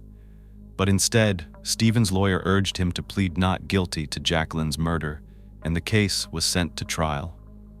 On the stand during the 1988 trial, Stephen presented an absurd defense. He claimed that Jacqueline had relentlessly pursued him. She was the one who tried to kiss him in the storeroom. She was the one who wouldn't let him go back to his wife when he said he didn't want to cheat. He was the one who repeatedly warned her that he wasn't interested in a relationship. Stephen claimed that Jacqueline had pulled a knife on him because he turned her down and he accidentally stabbed her. Quote, "I was frightened and I panicked, but I didn't mean to harm her. It's hard to believe I did this terrible thing." End quote. No, it's really easy to believe you did it because you're a monster. Thankfully, the jury was not convinced by this performance of his. It was clear to everyone that Jacqueline's murder was motivated by Stephen's unsatisfied lust and the rejection he felt. He was in a jealous rage in Jacqueline's car when she refused to engage with him. Stephen was found guilty of murder, and you would expect that he would spend the rest of his life in prison. The judge even described Stephen as having shown no signs of guilt or any kind of remorse. But the judge ended up sentencing him to only 16 years in prison, with just a 13-year period before he could get parole. Of course, he criticized Stephen's characterization of what Jacqueline did, stating that Jacqueline was the predator. He said that the story of this deceased girl abducting you and getting you to a quiet place in order to make these advances upon you is absurd. But despite the brutality of Jacqueline's murder, the judge also expressed concern for Stephen's future. A future that his victims will never have. A future that Jacqueline would never get. In the judge's mind, 16 years was a long time in prison, which would limit Stephen's chances of doing much of anything. Having a career, getting any job experience, being a father again. He said that Stephen would be a drain on this community for many, many years, with little to no chance of ever returning to the community as a useful or decent citizen. No truer words have ever been spoken.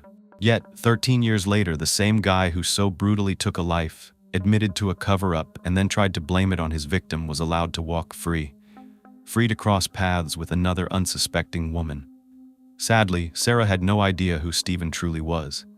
He wasn't a protector, he wasn't her savior, he was her worst nightmare. She would meet her violent end at his hands. What Sarah didn't know was that Stephen had spent the past 24 years in and out of prison. 4 years after murdering Jacqueline and burning her body in her own car, and 2 years into his jail sentence, he actually escaped from prison and was just given 4 additional months on his term. Just 4. After serving those mandatory 13 years of his 16-year sentence, he was released on parole. 2 years later, in March of 2002, he was at it again. He kidnapped someone, tied them up, gagged them, and beat them. When he was arrested for this, they found drugs on him, meth to be exact, and he was intending to sell them. So his parole was canceled, and he was sent back to prison in July of 2002. He should have stayed there. Yet 3 months after being sent back, he was re-released on parole again. Then, in February of 2005, Stephen was arrested again, charged with a DUI, and 2 months later, he finally faced justice for that kidnapping and beating of that man 3 years earlier. He was found guilty and sentenced to at least 4 years and 6 months in prison, but he appealed the sentence and it was reduced by 6 months. He was released on parole in late 2011 before meeting Sarah. I know that was a lot to take in, but the point is he was in and out of prison, being paroled again and again, given chance after chance. Now recall that towards the end of October 2012, after Sarah's first time in detox, she confessed to her mom that she was using again. Now she didn't reveal to her mother that she had a steady supply of drugs from her new friend Stephen. Sarah never got the chance to turn her life around, because unbeknownst to her, on the 30th of October 2012, Stephen's parole period ended and he was once again a completely free man. Instead of following Sarah's lead and turning his own life around, he used his freedom to destroy hers. As investigators were looking into Stephen, they were able to retrieve both his and Sarah's phone records, including text messages that were sent and social media interactions between them. Stephen had told friends he was not sexually attracted to Sarah. Well, also remember that on Wednesday, November 7th, Sarah and her friend went to Stephen's to party and spent the night. Well, at 3:45 a.m., Stephen sent Sarah a text that said, "I love you lots." He continued to send her similar texts throughout the afternoon and at night. This flurry of messages might have had something to do with the fact that Sarah told him she was going to see her ex, Chris, to talk about their breakup. By Saturday, the 10th of November, Sarah was just a few days away from checking back into detox. There were text messages between her and Stephen from Saturday morning, showing them making plans to hang out at his condo on Simpson Street. Stephen texted Sarah at 11:21 saying, "Just walked in the door at flat, come over if you're bored." About an hour later, Sarah texted back, "How long are you hanging at the flat for?" Stephen responded, "Depends, really. Came back for a shower, which I'm about to jump. Then I was going to go chasing someone to play with." "What you doing?" Sarah texted back a few minutes later at 12:27 p.m. saying, "Drinking Sparrow 'cause I'm feeling lonely. LOL. I'm down for a play. I'll get my face on and pop over." Stephen said, "Excellent playtime it is." This may have been a code word. This whole playtime, someone to play with, playing, could have been a code word for meth. But either way, we know Sarah went to buy alcohol about an hour or so later, because that was caught on CCTV footage. Before she was seen for the very last time with Stephen at that pub near his condo, and then never seen again. Once the painstaking task of removing Sarah's body from her cement tomb inside that trash bin had been concluded, her body was sent for an autopsy. She had been badly battered and stabbed at least 19 times in the head, chest, and abdomen. Meanwhile, the investigators were interviewing neighbors around Stephen's Simpson Street condo about what they knew about the 47-year-old man. A woman named Marita, who lived next door to Stephen for the last 18 months, said that he was pretty much a model neighbor. They would chat in their shared driveway on a regular basis, and he would run around with his cute chihuahua. Their most recent conversation was actually on Saturday, November 10th, when Sarah went missing. Marita actually saw Sarah arrive at Stephen's with a friend that afternoon, and all three of them left together. But only Sarah came back with Stephen later that evening. Knowing that Sarah had later been found murdered, Marita said that it was a tragedy, and she wished that she could have reached out and grabbed her, telling her to go. Marita confirmed she never saw Sarah leave Stephen's condo that night. She also let investigators know that this wasn't the first time she had seen Sarah. She'd actually been coming to visit Stephen for several weeks. Marita said Stephen had many friends, most of whom were actually men, so Marita was surprised when this 22-year-old woman began visiting this 47-year-old man regularly. She said that for the last few weeks, Sarah had been coming there regularly, day and night, and she would say hi.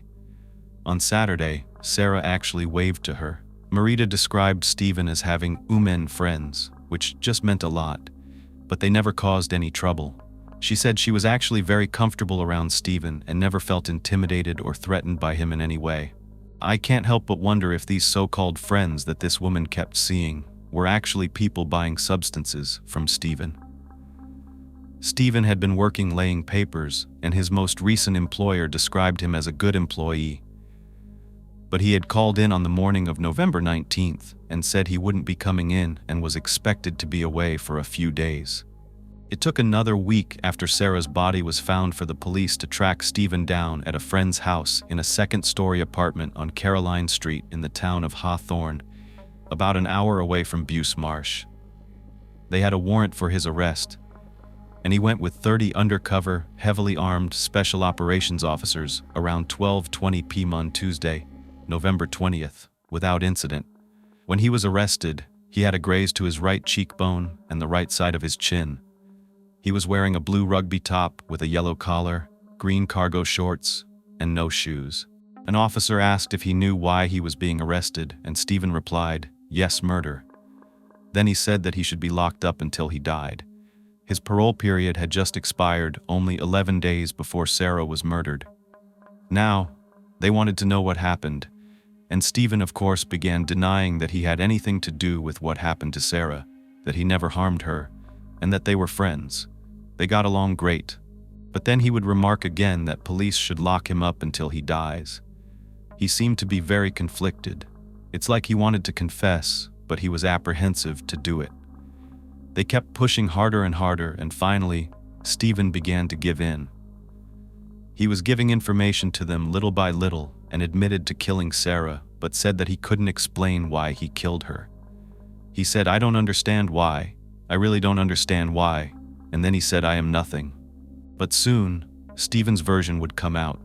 He explained that afternoon he and Sarah went to his condo to smoke meth and drink alcohol, and at some point, Stephen was cleaning the condo when he found a used syringe that belonged to his ex-girlfriend.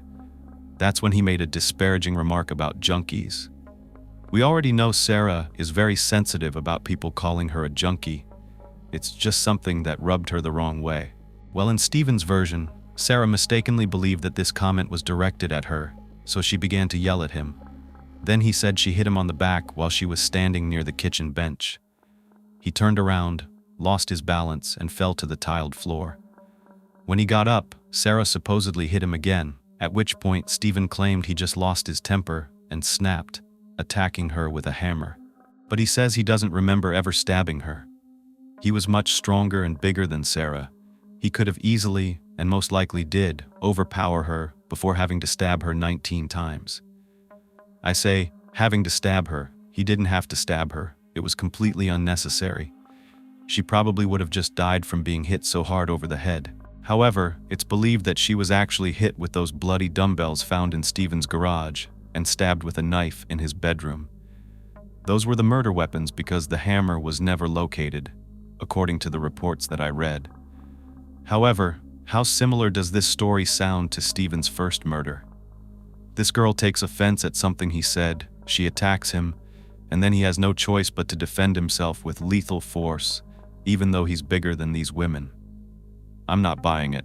Stephen eventually admitted he left Sarah's body in his house for 2 days before deciding how he would proceed with covering up her murder. He went to extreme lengths to try to cover his tracks. He actually used Sarah's phone to send messages and call people and communicate with friends on social media, so that it shifted any suspicion that she was dead. He also sent texts from his own phone to her, acting like they were still in conversation so that he wouldn't be looked at as being involved. On Sunday, the day after the murder, he actually texted Sarah at 10:07 a.m. saying, "Hey badass bandit, I just came to. I'm so hungover. What are you up to?" Then an hour later, he sent another text saying, "Hey you, it's me. Give me a call when you want to catch up." And then at 1:36 he texted, "Need my keys. Call me." He sent all these messages while knowing that Sarah was dead, lying on his kitchen floor. He was just trying to cover up what he had done. He also moved Sarah's car, which had been parked outside of his condo, and he moved it in front of that drug dealer's house on purpose. Then, Stephen returned to his condo on Monday, November 12th, the same day that Sarah was supposed to check into her detox center. He wrapped her body in a bag, then moved his car into the garage and put her inside the trunk of his car. After that, he drove to his friend's house, a guy that he actually served time with in prison, around 7:30 p.m. He said he messed up and he needed his help. He lied about what happened. He told this friend he was house-sitting and that he had a party and things got out of control. One of his friends killed Sarah accidentally, and now he needed to get rid of this body that was left at his place. Initially, this friend went to McDonald's with Stephen. They got a little bite to eat, which is just unbelievable to me, that you can even have an appetite at a time like this. But Stephen was more frantic. He told the friend he needed to act fast because the body was beginning to smell. So then they headed over to a local hardware store called Bunnings, where Stephen bought a 20L container of hydrochloric acid, 3 bags of rapid set concrete, 1 bag of garden lime, and a roll of black plastic. When they returned to the car to load things up, the friend was about to open the trunk, and Stephen said, "Don't, there's a body in there." That is when this friend decided he didn't want to help him anymore. Of course, Stephen kept pleading with him to please help. Then he asked him if he had a boat or somewhere that he could dispose of her out in the country, like some property he used to own. But this friend just checked out, and he left Stephen there to deal with it himself. On the next day, Tuesday, November 13th, Stephen drove to this new property that he had rented in Point Cook. He pulled into the garage, took Sarah's body out of the trunk, dumped her into that garbage bin, covered her with lime and concrete, then poured water over it and closed the lid. But once that concrete set, the bin was too heavy to move anywhere like Stephen had planned, and he knew the authorities were closing in on him. So he just left. He left Sarah there just to decompose. Anyone on the run? Stephen also told police that he burnt Sarah's personal items in a bonfire. Once the details of Sarah's murder were released to her loved ones and friends, they were beyond mortified, as you can probably imagine. Ashley said, with all those details, she could see it in her mind. She could hear it with her vivid imagination. She was playing everything out in her head, everything that her friend went through. Sarah's mom compared the way Stephen treated her beloved daughter as trash or poop, just something to discard, like she was nothing. She didn't understand how anyone could bludgeon and stab someone that they cared about, someone they called a friend. Hundreds of friends and relatives of Sarah's gathered at St. Andrew's Church for her memorial and funeral service. So many people showed up that they had to stand outside and listen to the service on speakers. Many of the people in attendance wore white ribbons condemning violence against women. It was heartbreaking to see Sarah's mom walking Sarah's beloved dog Sprocket on a pink leash beside her, and pallbearers all wearing Sarah's favorite color, pink. Instead of the typical black attire, she was laid to rest in a matching pink coffin, and the crowd released pink balloons into the sky to bid her farewell. Sarah's father, Adrian, said he understood the rage that many people felt about his daughter's death, but in his heartfelt eulogy, he asked for calm. He said, "We are gathered to honor and celebrate a life ended too soon, the life of our treasured daughter, a loved sister, cousin. She is her mother's world, and my little princess." Sarah's mom wanted her to be remembered as bubbly and outgoing, with a smile that lit up a room, someone who radiated energy. The song "Over the Rainbow" played in the background as her coffin was carried from the church. Stephen ended up pleading guilty to Sarah's murder, sparing her family from a painful and drawn-out trial. But it wasn't until August of 2013, at a sentencing hearing, that the Crown argued for a life sentence with no parole, due to the seriousness of the offense and the fact that he covered up Sarah's murder, or at least tried to. But Stephen's defense lawyers blamed the murder on drugs. He said that Sarah and Stephen were both heavily intoxicated and high on meth the day of the murder, and that Stephen should be eligible for parole when he's an old man. The defense went into explicit detail about Stephen's traumatic upbringing in an attempt to get sympathy, and maybe to provide an explanation or an excuse for his actions. They shared that Stephen had a highly deprived upbringing characterized by physical violence, neglect, alcohol, and substances. As a child, he was burned with an iron and degraded for bedwetting. In one terrible incident, when he was 8 years old, his father, Murray, locked 3 of the children in a room, tied his mother to a chair, and Stephen was then portrayed as a hero to the court, as the defense explained that he managed to get free, run out of the room, and he saw his father with a shotgun to his mother. So he ran to get help. I mean, yeah, all of that stuff is devastating, terrible that a young person had to go through. But why kill people? Why do the same to others? It was now time for the victim impact statements. And wow, these were some of the most moving and heartbreaking ones that I've heard in a while. Sarah's mom, Noelle, and father, Adrian, stared at Stephen as they spoke while holding a pink ribbon and a framed picture of her daughter. Noelle explained how she's haunted by the thoughts of the gruesome attack. Every time she takes out her trash bins, she said, "Every fortnight, I'm reminded of the fact that my daughter, Sarah, was put in a wheelie bin encased with concrete to be thrown out like rubbish."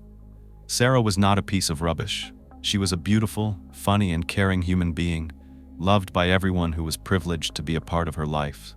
She spoke about how painful it is to think about never getting a chance to attend her only child's wedding, or to be there when she had children of her own one day. All that was ripped away from Sarah and also from everyone who loved her. She said that Stephen's unforgivable act of violence means that she will never be able to see her daughter's remains, or to tell her how much she loves her one more time. Sarah's father, Adrian, described Sarah as truly beautiful, as a loving soul, and he looked at Stephen while he spoke. He talked about whatever happens next, how their life has been changed for the worse for the rest of their lives. He also mentioned how ironic it was that his daughter had been denied justice when she was so passionate about studying the subject herself. It was Sarah's family that was serving a life sentence, since they had to spend the rest of their life without her. Even though Stephen was only feet away from Sarah's parents, he never made eye contact with them. The judge had to take all of this into consideration, both the Crown's argument and what the defense said, along with the impact statements. Ultimately, he determined that Stephen's actions required a sentence of life without parole. The judge explained that this murder of Sarah showed a propensity for violence, and even if he were to become old in jail and then eligible for parole, he was still likely to remain powerful enough to be an ongoing threat to the community. So he was never getting out. This time, and I say this time, mark my words because they're important, this man was released the first time he did the exact same thing to another woman. Sarah's friends and family clapped as his sentence was announced. It was a relief, especially to her mom. But years earlier, that same closure was short-lived when Jacqueline's family had to watch as Stephen was let out of his cage to roam again as a free man. There were still a couple of people in attendance who weren't thrilled about the sentence. It's true, one was Stephen's own father, Murray. He attended this hearing. This is the same man that we just heard about being violent, and he stated that this sentence was unfair and that Stephen hadn't been given a fair chance at rehabilitation after his first murder. What? That's one of the most unhinged things I think I've heard someone say in court. Unfair. And then one of Stephen's friends, Diane, who had known him for many years, said that this wasn't justice done, that Stephen was a very nice man. Those were her words, nice man. When you know him, as I'm sure anyone would, no one wants to get to know a murderer. But then she went on to call Stephen a scapegoat and said he's not a monster, that he needs to be given a chance, not to be caged up for life like an animal. Really? Because that's exactly where I think this animal and monster belonged. He called himself a dog. He said he should be locked up till he dies. That's what he wanted. Obviously, this friend of his didn't consider that Sarah and Jacqueline will never get a chance to get old. Stephen was finally locked up for good, far away from where he could ever hurt another woman again. But Sarah's story was far from over. The public and her family rightfully wanted to know how a man like this, with a violent history, was allowed back in the community in the first place. So after Sarah's death and years of advocacy from her mom, they ordered an inquest. 4 years after her death, this report was issued. It outlined a number of significant failures, and this led to why Stephen was unmonitored and able to go free again. Things like deliberately withholding psychological evaluations because they wanted a better history of criminals getting out on parole, because it shows that they're rehabilitated, even when he wasn't. Then it showed a caseworker who was just believing everything Stephen said, even though she had a history of what he had done. If he said, "Oh no, I've never done drugs and I'm not on drugs now," she would just believe him. She said because he had holes in his clothes, he must not be a drug dealer. Because if he was a drug dealer, he would have enough money for good clothes. That's not the way I would have seen it. It's clear that Stephen was good at lying. He was a pathological liar. It was determined during this inquest that Stephen was able to play the system. He simply lied and exploited the fact that this system prioritized getting criminals to parole rather than protecting the community. Stephen ended up admitting that he put up a facade. Sarah's mom agreed with the findings of the inquest, and she urged the recommendations to be taken seriously. Now, these recommendations from the court were that these violent offenders had to remain under supervision, just like what happens with sex offenders. Their past won't just disappear. Instead, they have to have curfews, electronic monitoring, and regular oversight from a parole manager.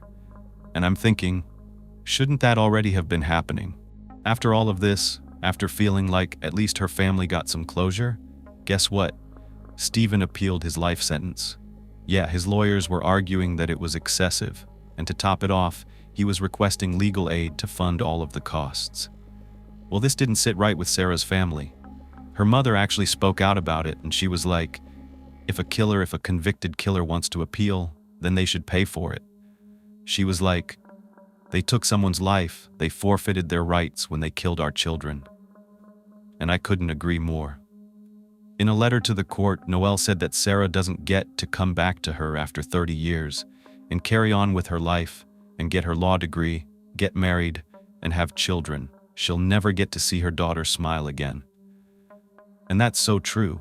Sarah was given a death sentence, so why not give Stephen a life sentence? In the end, the High Court did determine that he would not be getting out. He was denied the appeal, and he was staying in prison for life. I want the final words of this case to belong to Noelle, who lost her only child because of the failures in the system that are meant to protect people like Sarah, to protect the community. When Sarah came out of detox, she was glowing, and she had so much zest for life. She was Sarah again, and she was going to be the lawyer, and she was going back to her studies, and she wanted to travel and she wanted to do so many things, and it's all just coming out, and to see her glowing again, it was just beautiful. And to think that in a split second, it's all taken away by someone that should never have been on parole. And to think that, he's had so many chances in his life. Sarah got her one chance to get herself back on track and to be someone that she wanted to be, and he took that all away from her in a split second. We engage with strangers on a daily basis. Every person is unknown to us before that initial conversation. Afterward, we might refer to them as acquaintances, friends, or even significant others. While we shouldn't live in fear of others, some individuals are monsters concealed behind friendly appearances. Unfortunately, for some, by the time they realize it, it's already too late. I want to introduce you to Rebecca Coaster. Her friends and her family refer to her as Becky and Becca, among other things like cute pet names, Becca Boo and Becky Boo, like her mom would call her. She was born on June 12, 1985, a June baby, like myself. Her mother, Barbara Miller, was beyond enamored, looking into her newborn baby girl's eyes for the very first time. Barbara said, "From the minute she came into this world, Becky was just the sweetest thing. I mean, look at those big, beautiful eyes, those cute, pouty lips, a head full of dark hair, and her olive skin. She was her mother's joy. She brightened her life in the world as soon as she entered it." As Becky got older, she remained with that sweet disposition and kind nature. Barbara noticed that Becky wouldn't even hurt the smallest creature. She said she couldn't even hurt a fly. When Becky was 9, her brother Damon was born, and that's when Barbara said the two of them became a trio, and it was a lot of fun. Barbara was very close to her children, especially Becky, having all those years with her before Damon came along. Her world revolved around giving Becky the best that she could. They were more than just mother and daughter, they were best friends. Barbara was a single mom until she met and fell in love with Larry Ross. They hit it off and had so much in common, and they were definitely very much in love. Both he and Becky had June birthdays, so many times the family would celebrate them together. Here is one of those birthday cakes, with Larry and Becky's picture on it. Larry considered Becky his daughter, even though he wasn't her biological father. The family was very close. Ultimately, Barbara Miller became Barbara Ross when she married Larry, and Becky looked gorgeous as she watched her mother exchange vows with Larry, now officially her stepdad. Becky and her mom loved roses. It was their favorite flower. Becky wore a pretty pink rose flower crown to her mother's wedding.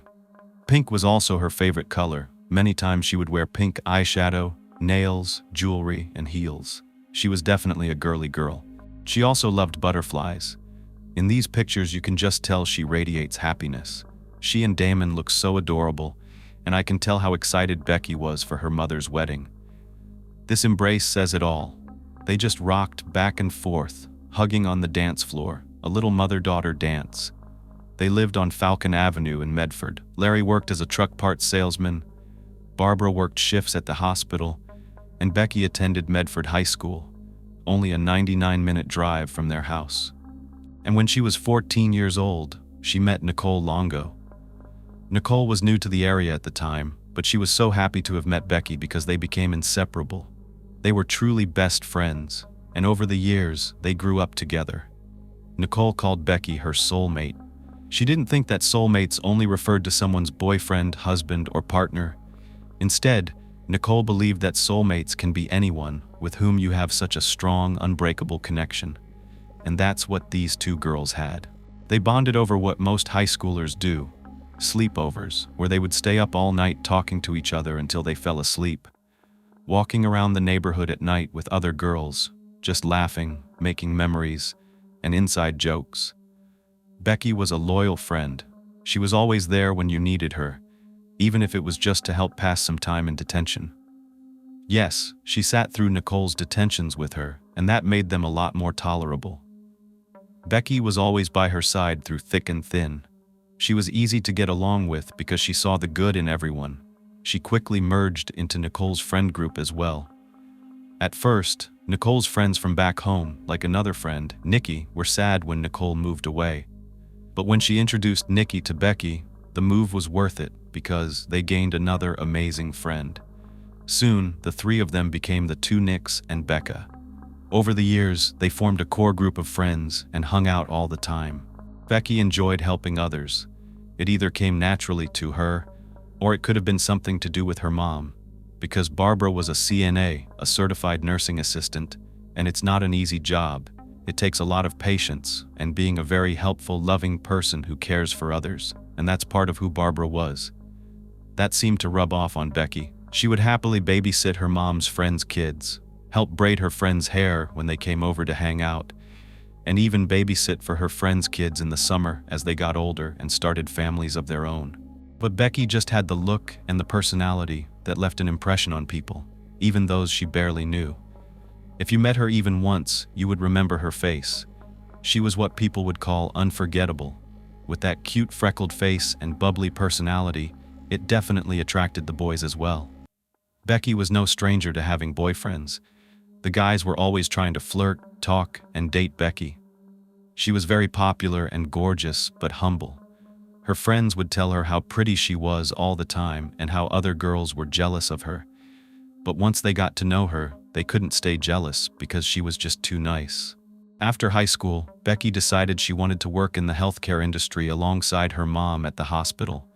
So she, too, studied to become a CNA, passed a test, and landed a job in the cardiology department at the same hospital in the same department as her mother. Becky and Barbara lived together, worked together, and hung out together. People saw them more like sisters than mother and daughter. When they weren't putting in the long hours at the hospital, they were shopping together, cooking, and curled up next to one another on the couch watching a movie. Becky always confided in her mother, and as she got older and more independent, she still made sure to keep in touch with her mom every single day. She let her know her plans, where she would be, when she would be coming home, and would call or text her when she got back from anywhere, running errands or going out with friends.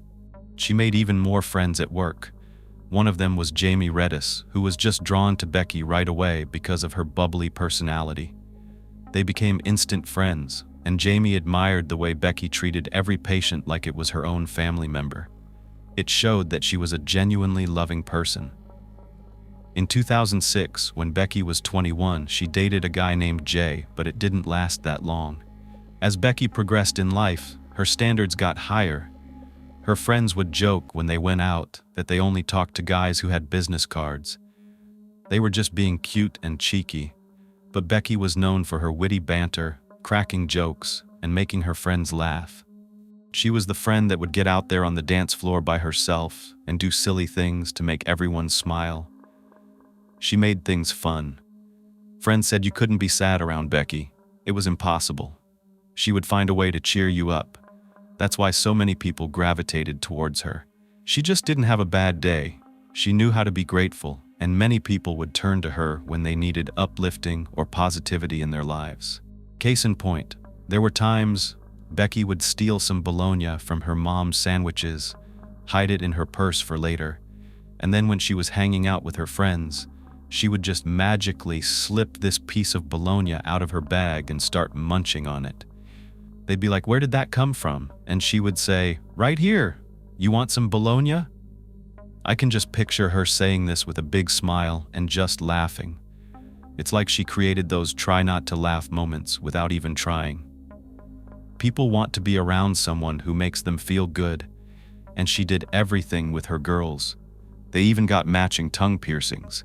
Hers was pink with a butterfly on it, combining two of her favorite things. She definitely had a spunky personality and a sense of humor. Here she is on her 23rd birthday in June of 2008, decked out in everything pink. The earrings, the tank top, the heels. She loved fashion and would talk about her dream of either being a painter or designing her own club fashion clothing line. Jokingly, she said she would call it skank attire. Even though her friends knew she was joking, they knew she would be great at whatever she chose to do. By 2009, Becky was 24 and single again. That was okay because she had a lot of other things going on.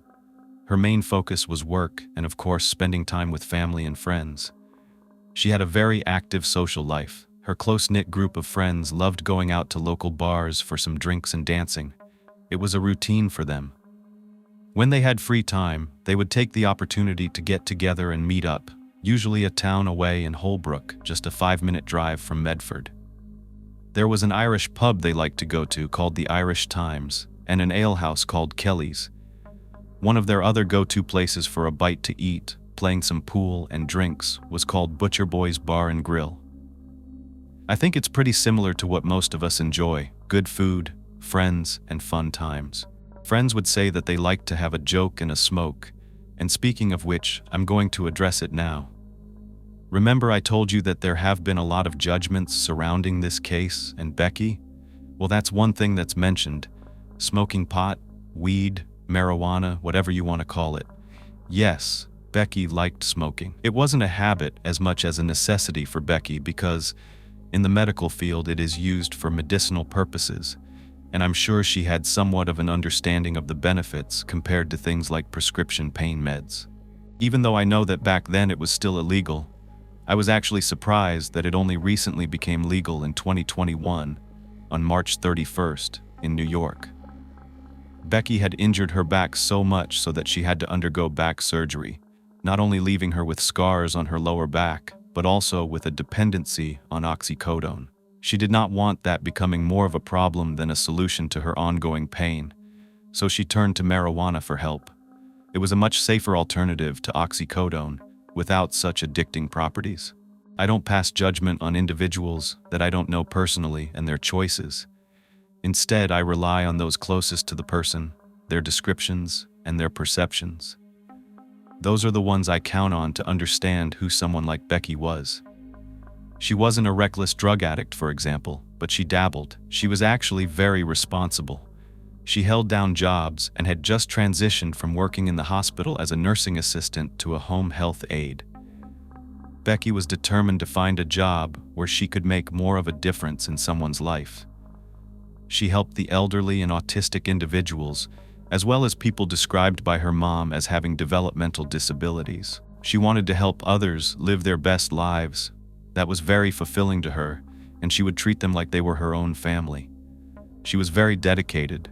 For example, in 2009, her current position was as a part-time in-home caregiver for a developmentally disabled 16-year-old who struggled with everyday tasks. Becky would get up bright and early in the morning, before 6 a.m., so that she could arrive at this boy's house with enough time to help ensure he was prepared for school. She would help him get dressed, feed him breakfast, then get him on the bus and off the bus after school was over every day. She truly loved him, but as fulfilling as it was, her job also came with difficulties. So after work, she liked to let loose, like many of us do. Everyone needs something to escape. Becky loved music, friends, and going out. Years ago, Nicole had introduced her to a friend named Jason, who ended up becoming Nicole's brother-in-law years later. Jason merged into their very close friend group and became a best friend of Becky's. He remembers the impression Becky left on him when they were introduced. He didn't know that such a genuine person like her existed. She had the biggest smile, he said. It would reach past her ears. Well, Jason ended up getting a roommate named Dan Mayer, who was 28 years old. In the fall of 2009, Dan started to accompany Jason when all of them went out, and eventually Dan met Becky. He was infatuated right away. Everyone could tell he really liked her. Soon, by October of that year, they were getting to know each other and hanging out more and more.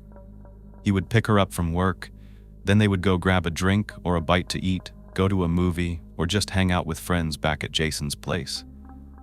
Soon, Becky confided in her mom that she and Dan were a thing, but it wasn't very serious. They were just starting to get to know one another. Fast forward to December of the same year, so just a couple of months later. It's Thursday, December 3rd. Becky's mom worked the night shift at the hospital the night before, from 7:45 p.m. until 8:15 in the morning, and she had another night shift that night. So she slept in until about 2:30 or 3 o'clock in the afternoon. Barbara did her normal everyday routine, and later in the evening, when she was making dinner and getting ready for work, Becky and Dan were laughing and joking around as Becky was hovering over her brother, trying to steal some of his French fries. Well, Barbara said to Becky, "What are your plans for tonight?" Becky told her that she and Nicole were going down to Kelly's ale house for some drinks, and then they were going to meet up with Dan and some friends.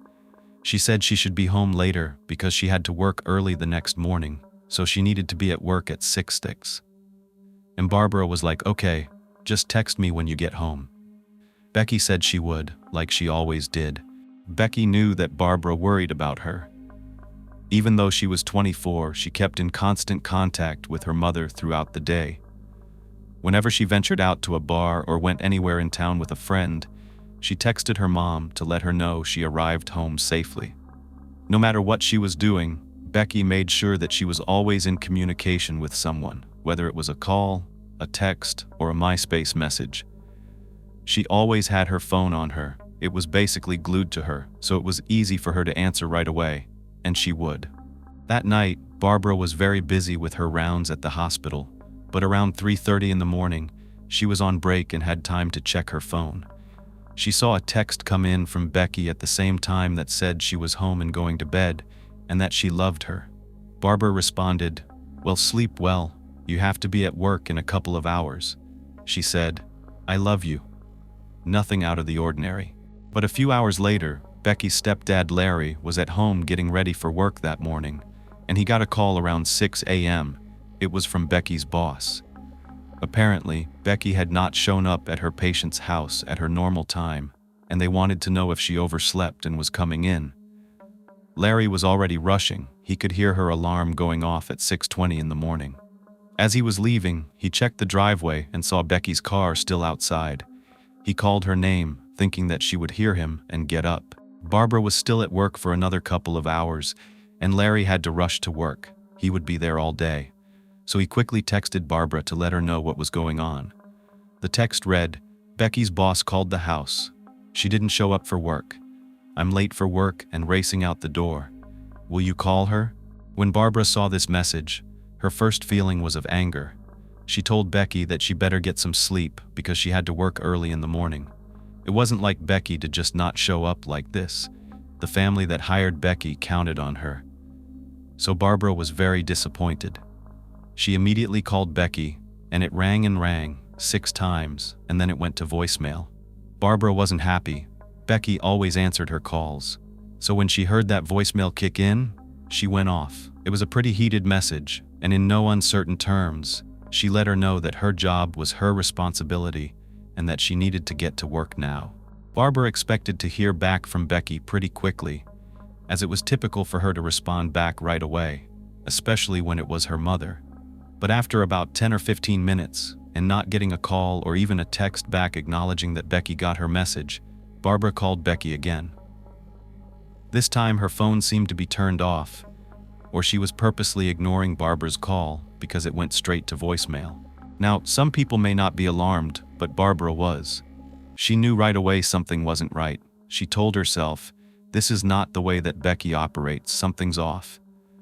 So she went back to texting, thinking that maybe Becky did go to work and now she was busy, so maybe she couldn't call her back. It was still unlike Becky, and she was trying to come up with reasonable explanations for her not reaching back out. She was saying things like, "Hello? Did you get my text? Did you get my call? Where are you? Get up. Wake up. Why aren't you answering?" They were getting a little more aggressive over time. Over the next hour and a half or so, Barbara sent a number of messages. At some point, she was even kind of yelling at Becky, reprimanding her for not being responsible. Barbara and Becky's former co-workers from the hospital knew that she never missed one day of work, and even if she was running late, she would let someone know. She cared so much about her patients. She would never just leave them hanging like that. At 8:15 in the morning, that Friday, December 4th, Barbara was finally leaving work. At this point, Becky would have been 2 hours late for her job, and still, there was no word from her. So Barbara was trying to get back to the house as fast as she could so that she could wake up her daughter and hopefully salvage her job. As she was driving, she was filled with mixed emotions. She had worked all night, she was worried, she was disappointed, but she was also scared. When she pulled up in that driveway and saw Becky's car, her emotions went straight back to anger. She figured, you know what? Becky partied too hard the night before. Her phone died, she overslept, and she was racing inside on a mission at this point, definitely upset. She ran right into Becky's room, opened the door, and she wasn't inside. So Barbara was trying to figure out what was going on. She saw Becky's purse in her room. She didn't leave her purse. Most of us know that our purse contains our lives. We don't go far without it. So Barbara was worried. She didn't see Becky's phone, and she was nowhere in the house. She knew that Becky was supposed to be with Nicole the night before, so she called Nicole, letting her know her daughter didn't show up for work, and she wanted to know if Nicole knew what was going on. Nicole said no. She had no idea where Becky would be because she went home earlier than Becky. The last she saw her was at Kelly's Ale House around 1:30 in the morning, and Nicole was heading out. Becky wasn't ready to leave. She told her she was going to get a ride from Dan, who had met up with them with friends. Nicole tells Barbara to maybe call Dan and check with him. Maybe she crashed over there the night before and her phone died. Barbara doesn't really know Dan that well, but she decides to check with him anyway to see if there's some reason that he decided not to drive Becky back home, and maybe she was still over there with him. So she calls him. Dan's like, "Becky's not at my place." He says, "I dropped her off at home around 3:15, 3:30, and he said he even made sure to walk her inside, up to the door and everything." Barbara feels like Dan may be trying to cover for Becky, maybe because of how angry Barbara had been and those messages that she left in the text messages. So she says, "Dan, please don't lie to me. I'm not mad at her. I just want to make sure she's okay." But Dan swears Becky is not at his place. So Barbara goes into panic mode. Nicole, Becky's best friend, and Dan, her new boyfriend, two people that should be the closest to her, especially the night before when they were all hanging out, are unaware of her whereabouts. So Barbara goes into panic mode. Nicole, Becky's best friend, and Dan, her new boyfriend, two people that should be the closest to her, especially the night before when they were all hanging out, are unaware of her whereabouts. Barbara tells Larry maybe to call Nicole and Dan himself to see if he could get a different response. You know, maybe hearing from the dad being more stern or something, they would tell him. Meanwhile, Barbara is calling everyone else she knows her daughter is close with. Co-workers, friends, family, her cousins, everyone. It's not long before all of Becky's close friends are made aware of the situation, and none of them have any information about where she could be. It's concerning to them. They know how much respect Becky has for her mother. She would never leave her like this without telling her where she was. And of course, they're trying to come up with the most logical scenarios. Like, okay, maybe her phone died. She has no way to call them back and let them know where she's at. But why was her car at home? How would she have gotten around? Dan was the one that said he dropped her off at 3:30. That's around the time she texted her mom to let her know she was at home. So, Larry calls Barbara back and says, "You know what? Nicole and Dan both say that they don't know where she is. They were together at Kelly's house, then Nicole left around 1:30, and then the other group of friends went to Butcher Boys. It's a bar and grill, and they went there for the rest of the night. Then Dan took Becky and two other girls home, dropping Becky off first around 3:30 in the morning. He walked her to her door and left. Neither one of them has heard from Becky or seen her since then." Well, at this point, Barbara wants to see for herself, so she gets Dan's address, and she takes a drive over there, hoping that Dan is, like I said, covering for Becky, and that she just scared that Barbara's really upset. She's hiding out until it blows over. Remember that this is also the house of Becky's close friend, Jason. He lives with Dan. Barbara shows up and again asks Dan if Becky was inside, because she's desperate for answers, and he's adamant. He tells her, "No, Becky's not at my place." She begged Dan to please let her know if he hears anything from her daughter. She's exhausted, she's feeling defeated. She's been working for hours and would usually go to sleep at this point, but she can't sleep. She can't think. She just keeps calling and texting Becky. She would text things like, "Becky, please call home. We're so worried about you. I love you so much. Please call home immediately. Are you okay? Do you need us to come get you?" Everyone's concerned. They are constantly checking in with Barbara, who is now waiting for Larry to get off work so that he can help her figure out what is going on. Hours go by, and at this point, Becky's friends are trying to call people, check social media, trying to see if they could locate Becky, and still nothing. Several of Becky's friends, Nicole, Lindsay, her uncle Ked, and many others made their way over to Barbara's, just sitting in the living room with their phones and their laptops, trying to do whatever they could to help. Barbara called out of work that night.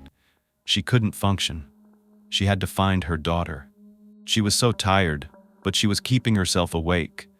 She would only fall asleep when she was so exhausted that she couldn't fight it anymore.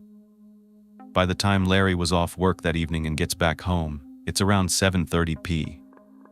And Becky's friends had now camped out on her parents' living room floor.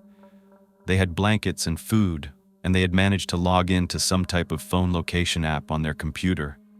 It had the capability to provide a general vicinity of where Becky's phone was, as long as it was on and within an area of the cell tower, so you could ping it, so to speak, and get the location. I don't think it was Find My iPhone.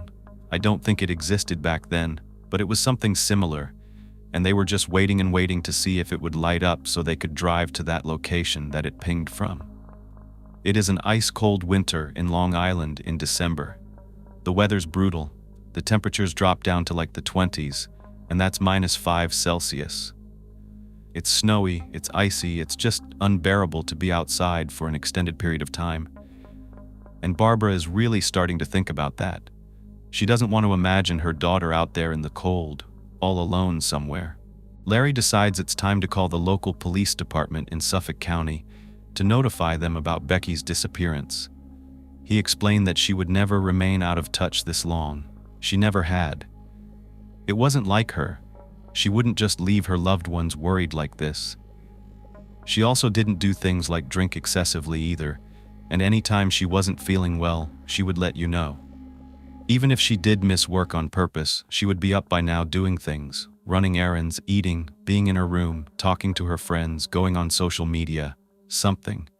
It had been all day with no word and no activity. No one close to her had heard anything. Something wasn't right. It had been 16 hours since she was last seen. They sent an officer out to Larry and Barbara's house to take a report. They asked them the basics about Rebecca, who she was, her age, when she was seen last, and with whom. They tell them everything that I've already told you, but of course in a lot more detail. Barbara says Becky has never disappeared like this before, and Larry adds that there isn't a day that goes by that she wouldn't call. Even if she had a disagreement, she would call her friends. That phone was stuck to her ear. She wouldn't leave her purse behind like that either. So what was the urgency? Even her wallet and ID were still there. And that's when her parents explained that Dan, who was Becky's new boyfriend, was the one that was last seen with her. They didn't know him very well. He seemed nice enough, but it wasn't a very serious relationship.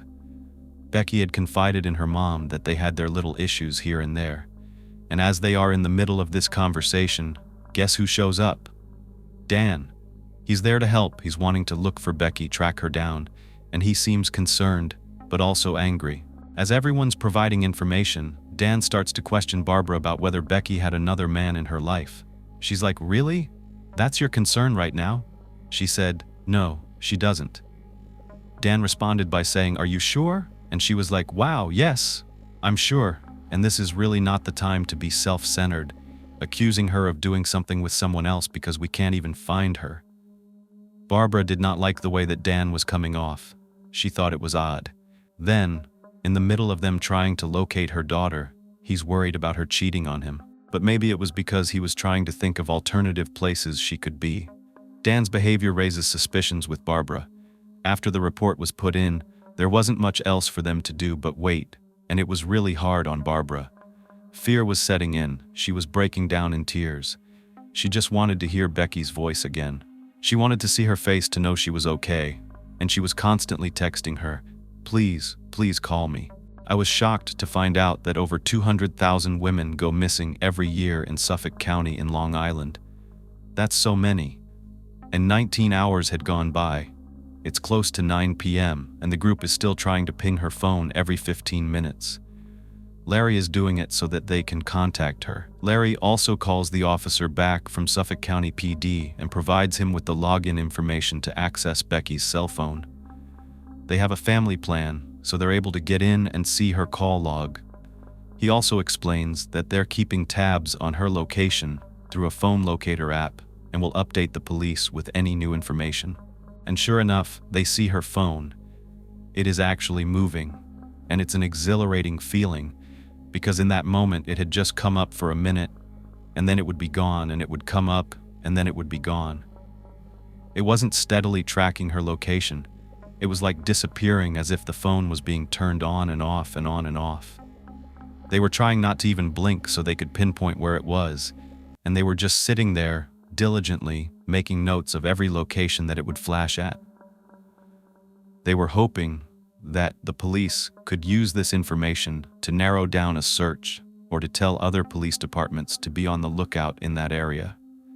There was nothing concrete because the app would light up in an area, but it wouldn't stay lit up for long, so they weren't confident that Becky would still be there. Even though this app gives a radius of about 1 mile from where the pinpointed ping is, around 2 o'clock in the morning, they do get a strong signal though. The app is showing that Becky is about 12 miles west, and it is steadily blinking, not moving. It's about a 20-minute drive, but it's close enough to where they decide to all get in their vehicles and race over there. Her friends are trying to think of anyone they know in that area. Why would Becky be there?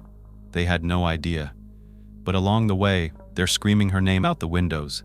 They're again scanning the streets, keeping their eyes open for any signs of her. They get closer to the area where her phone pinged, and they're driving slower, looking around, and they realize it's an industrial area. There aren't a lot of houses. It's in the middle of the night, so nothing's open, and they're confused. But they get out and they look around. They even knock on businesses' doors. They're desperate to find out if anyone knows where Becky is, and there was no one. They had no choice but to go back to Larry and Barbara's house and wait. The next morning, it's Saturday, December 6th. The group decided to create missing persons flyers. They go have a bunch of them printed, hundreds, so they could go door to door, starting in Becky's neighborhood and then expanding outward everywhere, just so they could ask people if they had seen her. They were taping these flyers up everywhere. They lived in a pretty tight-knit community. Becky had grown up there. So many people came together to help find her. Here's what the flyers looked like. It says, "Have you seen Becky?" It has her name on it. Rebecca Coaster answers to Becky. She's 24, 5 feet 5 inches tall, 112 pounds. Her birthday is June 12th, 1985. She has dark brown eyes and dark brown straight hair to the middle of her back, and she'd been missing since 3:30 in the morning on December 4th. As far as clothing that she had been wearing the last time anyone saw her, she had on a black puffy Rocawear brand zip-up jacket with pink lining, black boots with gray fur on them, and light blue jeans. They also list identifying characteristics. She had butterfly tattoos. One was a large lower back tattoo where she had that surgical scar from her back injury, and the other tattoo was a smaller one on the right outer side of her ankle. She had her acrylic nails done with a French manicure and designs on both of the ring fingers and a tiny nose ring stud in the right side of her nose. She also had a cartilage ear piercing that had a bar that goes to the top. You can see it right here. Oh, and she had her tongue pierced. Everyone went all over in different areas and passed these flyers out. Larry passed out at least 180 flyers. He was showing Becky's picture to as many people as he could. They went door to door in the neighborhood, and no one had any clues for them. Barbara started to lean more and more into thinking that Dan may know more than he's saying. Barbara didn't want to say anything about it yet, but she was beginning to ask all of Becky's friends what they thought about him. Jason, his roommate, knew him very well, and he said, "You know what? Dan loves Becky. They seem happy together. They have a great relationship as far as he can tell." He didn't think anything could have happened between Dan and Becky that would cause her to go missing. He'd never seen Dan give off any clues that he would hurt Becky. But they know that people can snap. Sometimes the least likely person is responsible. But as more friends gave their opinions, it was revealed that Dan was definitely a lot more interested in Becky than she was in him. So they started to wonder if something happened at the bar to cause him to be jealous, and then that led to something worse, something that put Becky in danger. This is all they had to go on. Everyone else checked out. He was the new guy. Friends were really coming down on him. They were asking him a bunch of questions and not really accepting his answers, even though he hadn't changed his story from the first time that Barbara reached out. I don't blame them for being laser-focused on Dan. He was the last known person to have admitted seeing her. But there were 2 other witnesses in his car, and even Dan's sister told them Dan dropped Becky off and they haven't seen her since. At this point, he's getting frustrated by all the attention being put on him. Larry even went to his door. He's asking what happened to Becky, saying things like, "We think you know more than you're saying," and he just broke down. He started to cry. He said, "I love Becky, and I would never do anything to hurt her."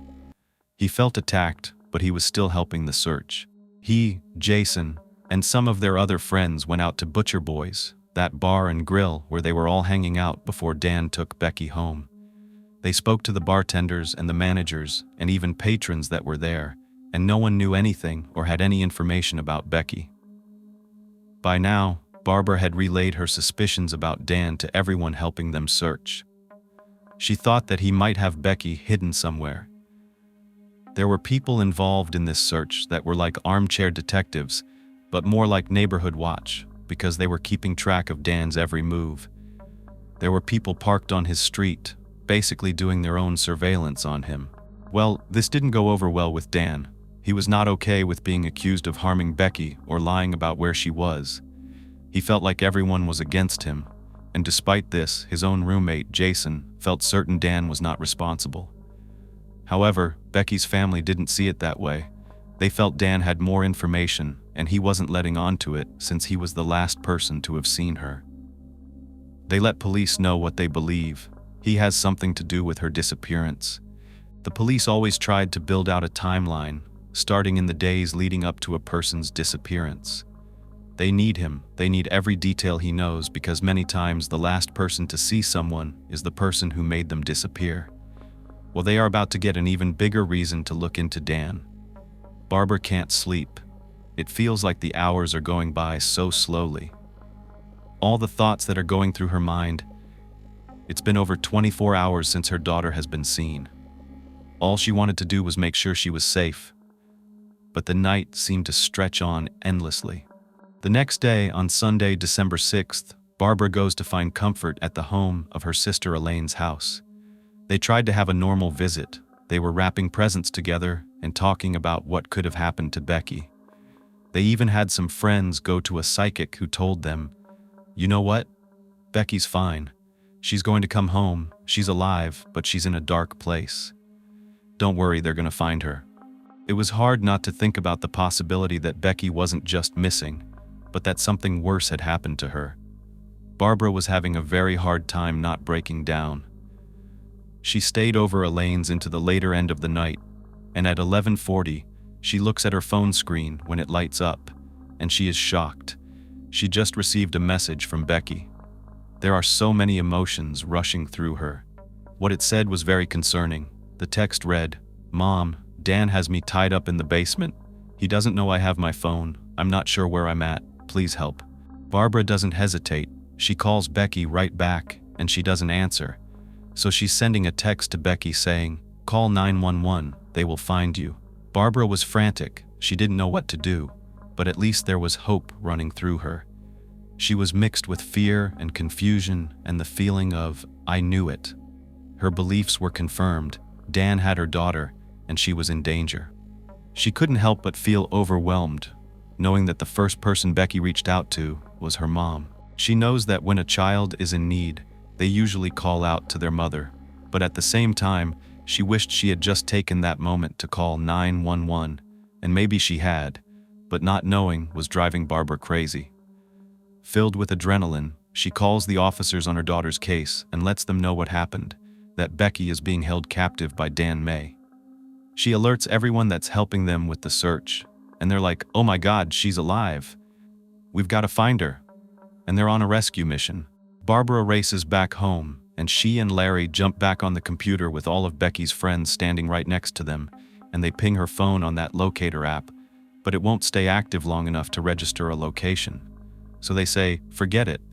Let's just race over to Dan's." That's where the cops were headed. I mean, obviously, she said Dan was the one holding her hostage. It makes sense. They waste no time and they get over there. They need to hurry. They know he's got their daughter, and they don't want to tip him off because that might risk him taking her somewhere else or worse.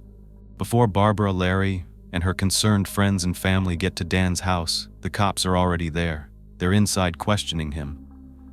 The police came ready. They weren't taking any chances due to the nature of Becky's text messages.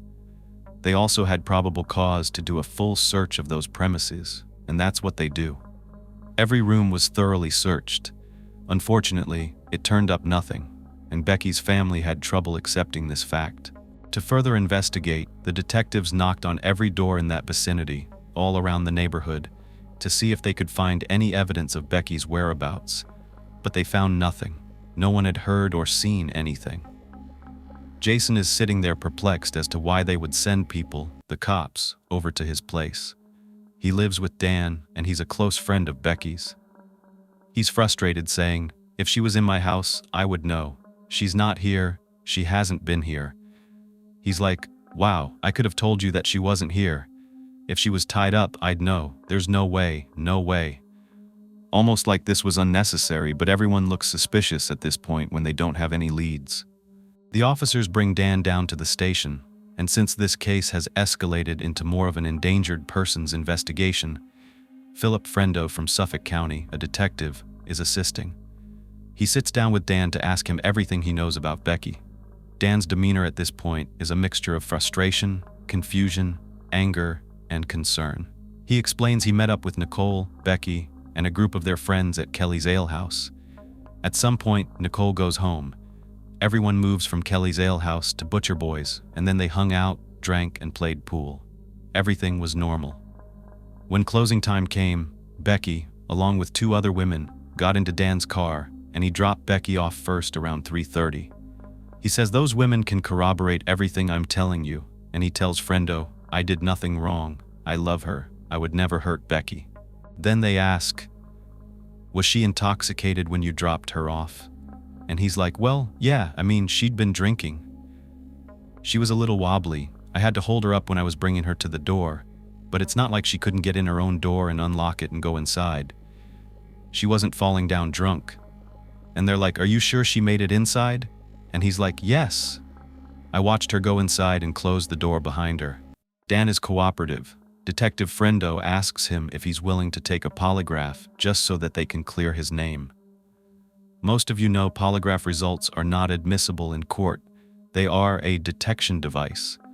They use them to probe for information, maybe if someone's hiding something, and using this, they can press them even further. Dan agrees to take the polygraph, and they focus it on whether Dan had any knowledge of Becky's disappearance or her whereabouts. Well, it turns out the result shows deception. Even though they're not reliable, this result keeps Dan under the microscope. They sat there interviewing him for another couple of hours, but they did reach out, and they were able to confirm with those two other women that Dan drove her home, and they saw Becky go into that house. Jason could corroborate that fact as well, that Becky had not been at their place, and Dan has an alibi for when Becky went missing and for when those texts were sent. He wasn't in a basement holding Becky captive, so Dan is cleared for now. But that doesn't mean much when it comes to Becky's family and friends. Jamie knew that Becky wouldn't lie about being tied up, and she would know if it was Dan, unless, I don't know, he had her blindfolded or something, or maybe someone was trying to make it look like they were Dan. Even if the police couldn't prove Dan did something to Becky, there was no way she would lie to her mother. Something wasn't right. People wanted Dan arrested. He was having a nervous breakdown, pleading to Jason, "What do I do to make people believe I didn't do anything wrong?" Meanwhile, detectives are interviewing Nicole, Cole, and all of Becky's other friends that were with her on December 3rd into the early morning hours of December 4th. They're building out their timeline.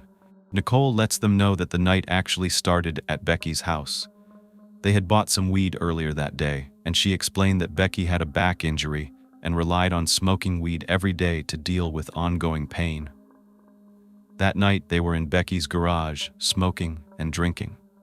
Then they headed out to Kelly's ale house, and Nicole, like everyone has already said, goes home around 1:30 in the morning. Nicole says Becky came outside, she grabbed a cigarette and her jacket out of my car, and I have not seen her since. Well, that's more information than they had before. It doesn't really add much help to their search, but every piece of this timeline is important. Worries about Becky's disappearance spread quickly. The local news stations were all over this case now. They were going live from all the different locations Becky had been seen last, as well as gathering right in front of Dan's house and Barbara and Larry's house, asking the public for help and to contact the authorities with any information they may have. Her family hoped that the coverage from the media would bring in new leads. Her loved ones even spoke to multiple reporters, sharing their stories and hoping that this information would lead to Becky being found. They were pleading for help, and they were praying for Becky's safe return. Barbara just clung to her phone. She refused to put it down. She was hoping Becky would text her again. It was her lifeline to her daughter. It's all she had to hold on to. She was desperate for even the tiniest bit of hope that they would find her. She said that every time she heard that text tone from her phone, it was like her heart would stop. She was just clinging to it, watching and waiting. Then around 3 hours after that first text from Becky came in, she managed to text her mom again. Wow, can you even imagine? Barbara can hardly handle it, and this text is worse. It read, "My phone is about to die and my mouth is taped. I can't talk. I think this is Comac. Don't tell Dan about my text, or he will kill me." Comac is a part of town. It's not where Dan's house is located. It's about 30 minutes west of Becky's. Barbara is beside herself. Becky just texted that her life is in danger. She is in immediate harm, and they don't know how to find her. Barbara alerts the detectives, and then she and all of her family and Becky's friends head over to Comac to search for her. They did what they had done before in other locations. They drove up and down the streets, just yelling her name. They had no idea where in Comac Becky would be. They were knocking on people's doors, screaming her name, just in case she heard them and could alert them to where she was being held. This is intense, but again the search was in vain. There's no sign of her, so they have to go home and wait. They are back on the computer, and wouldn't you know it? Becky's phone is pinging again. This time it's off Northern State Parkway. It's on the other side of the island. But they don't care. They don't care how far they have to drive. They're gonna find Becky. This is all too much. They don't have the resources that the detectives do, and they're giving them all this information. Every single time a new location pings, the cops go out there and look. However, this time it was a little more precise. It was a florist. But that didn't make any sense. It was closed. It was so late at night. No one wants to be negative about Becky's text because it's all they have to hold on to. But they do begin to question things like, if she was tied up, how was she even getting to her phone to text? Her friends are trying to make sense of it. Could it be in her back pocket, and then her hands are tied together behind her, and she's able to kind of slip it out and then look behind her, kind of turn her head back and text? They don't know, but they're trying to stay positive. Some people like Jason and Jamie question whether it was really Becky texting her mom or if it was someone else. Why wouldn't she call 911? She's an intelligent, street-smart woman. Why waste your time texting your mom at all? Just go get help. But they don't know the circumstances. Maybe she didn't have really good service, maybe it was spotty, and only text could go through, and she knew her family would contact the police. I would be thinking all of those same things, just running scenarios in my head. Becky's family was becoming increasingly concerned as the days went by without her being located. At Dan's house, and still getting texts implicating him, they told detectives what they thought, that the messages didn't sound like Becky. The perfect spelling was suspicious. Like, if you were distressed, would you add correct punctuation? No, it wasn't adding up. There were definitely red flags going up, and though Dan had been cleared, he wasn't making it easy on himself. After all the accusations, another text saying that he's holding her hostage because he does something very alarming. He goes on Facebook and changes his name to Dan the Killer. Why would he do that? Well, his friends assumed it's because he's lashing out. He's fed up, he's being accused of being a killer. Jason is insisting someone's playing a trick on them, and they don't understand why they would want to frame Dan for this. Becky wouldn't do this. Detectives decide to pay a visit to Butcher Boy's Bar and Grill, where she was last seen right before she disappeared. They were eager to examine any CCTV footage that might be available before it's too late. They were hoping it would lead them in the right direction. Would it show Becky and Dan getting into an argument? Was there anything suspicious going on regarding staff or other patrons that interacted with Becky? Well, the footage shows different areas of the place. Here is the actual footage. You can see the back of the restaurant, the pool table, the bar area. Detectives saw Becky and Dan and her friends, and also several men approaching Becky throughout the night. The detectives wonder if one of them may have something to do with her disappearance. Nicole had mentioned that Becky was very trusting to a fault, and because she was so beautiful, she received a lot of unwanted attention. But she didn't want to hurt anyone's feelings. She would try to be nice even when guys were being pushy. Detectives noticed that any time Dan would leave Becky's side, men would walk right up to her and start talking. She would chat for a minute and then turn away and talk to her friends again, or Dan would walk back up. This went on all night. I mean, sure, that's not uncommon. It's a public place, especially a bar, lots of singles. They're there to meet people, and Becky is gorgeous. She's not married, she's not wearing a ring, guys would hit on her. How would they know she was taken until, of course, they spoke to her? Her friends were familiar with this song and dance. Becky would smile, she would be pleasant, she would tell them, "I have a boyfriend," and then they would go back to just enjoying their night. Detectives show this footage to Barbara and Larry. At one point, Becky is captured on the security video standing by a jukebox at 3:20 in the morning, with Dan beside her. Larry said that Becky looked like she wanted to get out of that bar. You could see her body language, and it looked as though she kept saying, "I want to go home." Larry's like, "You can see her. She's sitting there waiting to get out of there," while Dan and his friends are on the other side of the bar just still hanging out. While this investigation into Becky's disappearance continued, the detectives started to try to identify these men that were seen on the bar CCTV footage. They do realize it was late. Becky had to work, and that's probably why she wanted to leave. But they also want to know if there was any other reason for her urgency about leaving. Did someone make her feel uncomfortable? Well, the CCTV footage, like so many other times, is grainy. They can't make out who these people are, so they're doing their best to work with the staff on getting receipts and other information that can lead them to the people who spoke to Becky that night. Detectives also ask her friends if anyone stood out to them, any men they encountered or that they saw Becky with. They say yeah. One guy followed Becky to the bar when she went to go grab a drink by herself, and they saw her sitting there with him and talking for a little while. Detectives show her friends the footage, and they point the guy out. You can see him sitting right here, right next to Becky, while she's waiting on her drink. The man appeared to be African American, well-dressed, well-groomed, and it seemed as though Becky and the man were just engaged in a normal conversation. But upon closer inspection, they see the light of a phone screen light up. It looked like Becky and this guy had exchanged numbers, either that, or Becky had let him use her phone, because it looked like her phone passed between hers and his hands. They watch it again and again. It's really bad quality. They can't really be sure exactly what was happening, but they want to see if they can identify this patron. Furthermore, they want to take a look at Becky's phone records, so they request that information from her carrier and ask it to be rushed. This is about to take the investigation into a whole different direction. Meanwhile, over at Becky's, the investigation continued.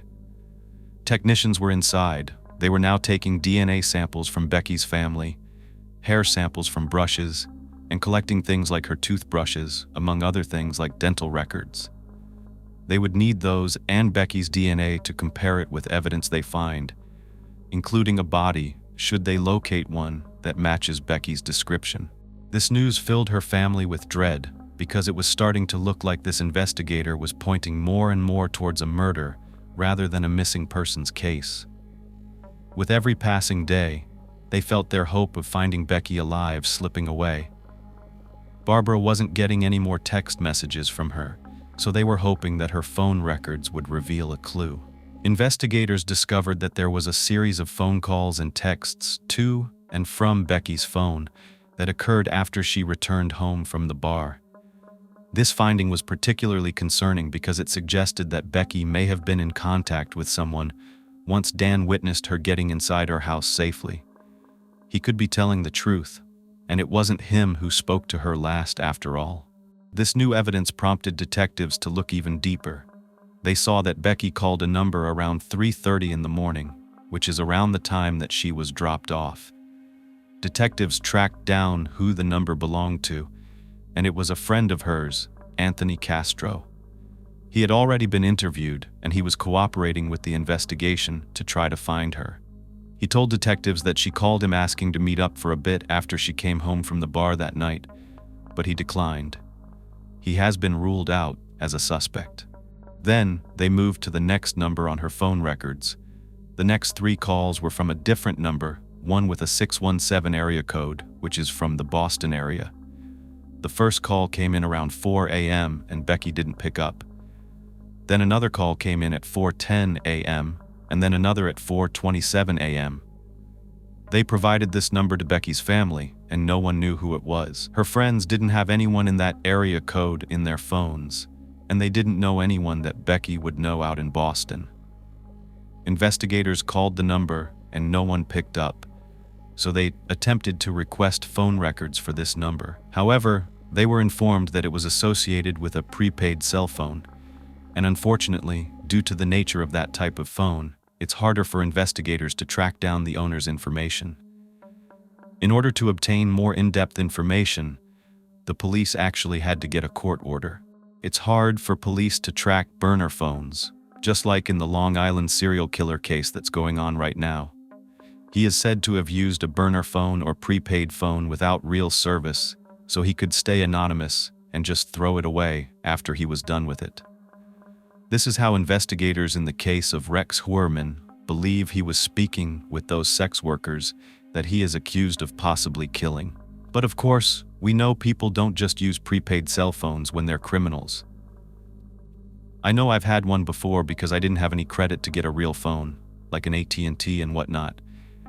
So, it's definitely an option, especially for someone who might be younger. They may opt to go with a prepaid phone until they learn to become more responsible. Well, after receiving the court-ordered information, they were able to get a hold of cell tower records to see where this phone was pinging, but they could not locate any personal information about its owner. Anyone can buy them at local gas stations, convenience stores, or Walmart. They also obtained all of Becky's cell tower information, and now they know that she was indeed at her house on Falcon Avenue at 3:30 in the morning, like Dan had said. She was still at that location when the calls from the Boston number came in. The location of the unknown caller was west of Becky's house. The first call lasted for 15 minutes, and while on this call, the pings from the unknown caller's phone were heading east towards where Becky was. The next call came in at 4:27 in the morning, and that call was only 20 seconds long. When they mapped the cell tower pings from both Becky's and the unknown caller's phones, they were in the exact same place, Becky's house. Logically, investigators believed that whoever this was called Becky to see if she wanted to hang out. Police already knew that she was looking to do something after returning home, because her friend Anthony provided information about the content of the call she made to him at 3:30. So it stands to reason that the second call that came in right outside of Becky's was the unknown caller letting her know they had arrived. That's why it's only 20 seconds. That's how long it would take to say "I'm here" and for Becky to respond. Not too long after this, both phones were traveling in the same direction, headed to an area to the north called Port Jefferson Station, which is about 15 minutes away. Soon afterward, there's no activity coming from Becky's phone, except of course, later when her family tries to obtain those pings on the computer. Cell phone tower pings are not precise. They give you a vicinity of where the person was located, so they had a lot of investigating to do at this point. However, they were further along than they had been. Everyone was wondering who this person was that Becky left with so late or so early in the morning when she had to be up for work at 6 a.m. Clearly, they had to be the link to knowing what happened to her. So who were they? Well, once again, the investigation was going to take another turn, and it wasn't a good one. Devastating, actually. On Tuesday, December 8th, 4 days after Becky went missing, a nationwide alert was put out with all the pertinent information.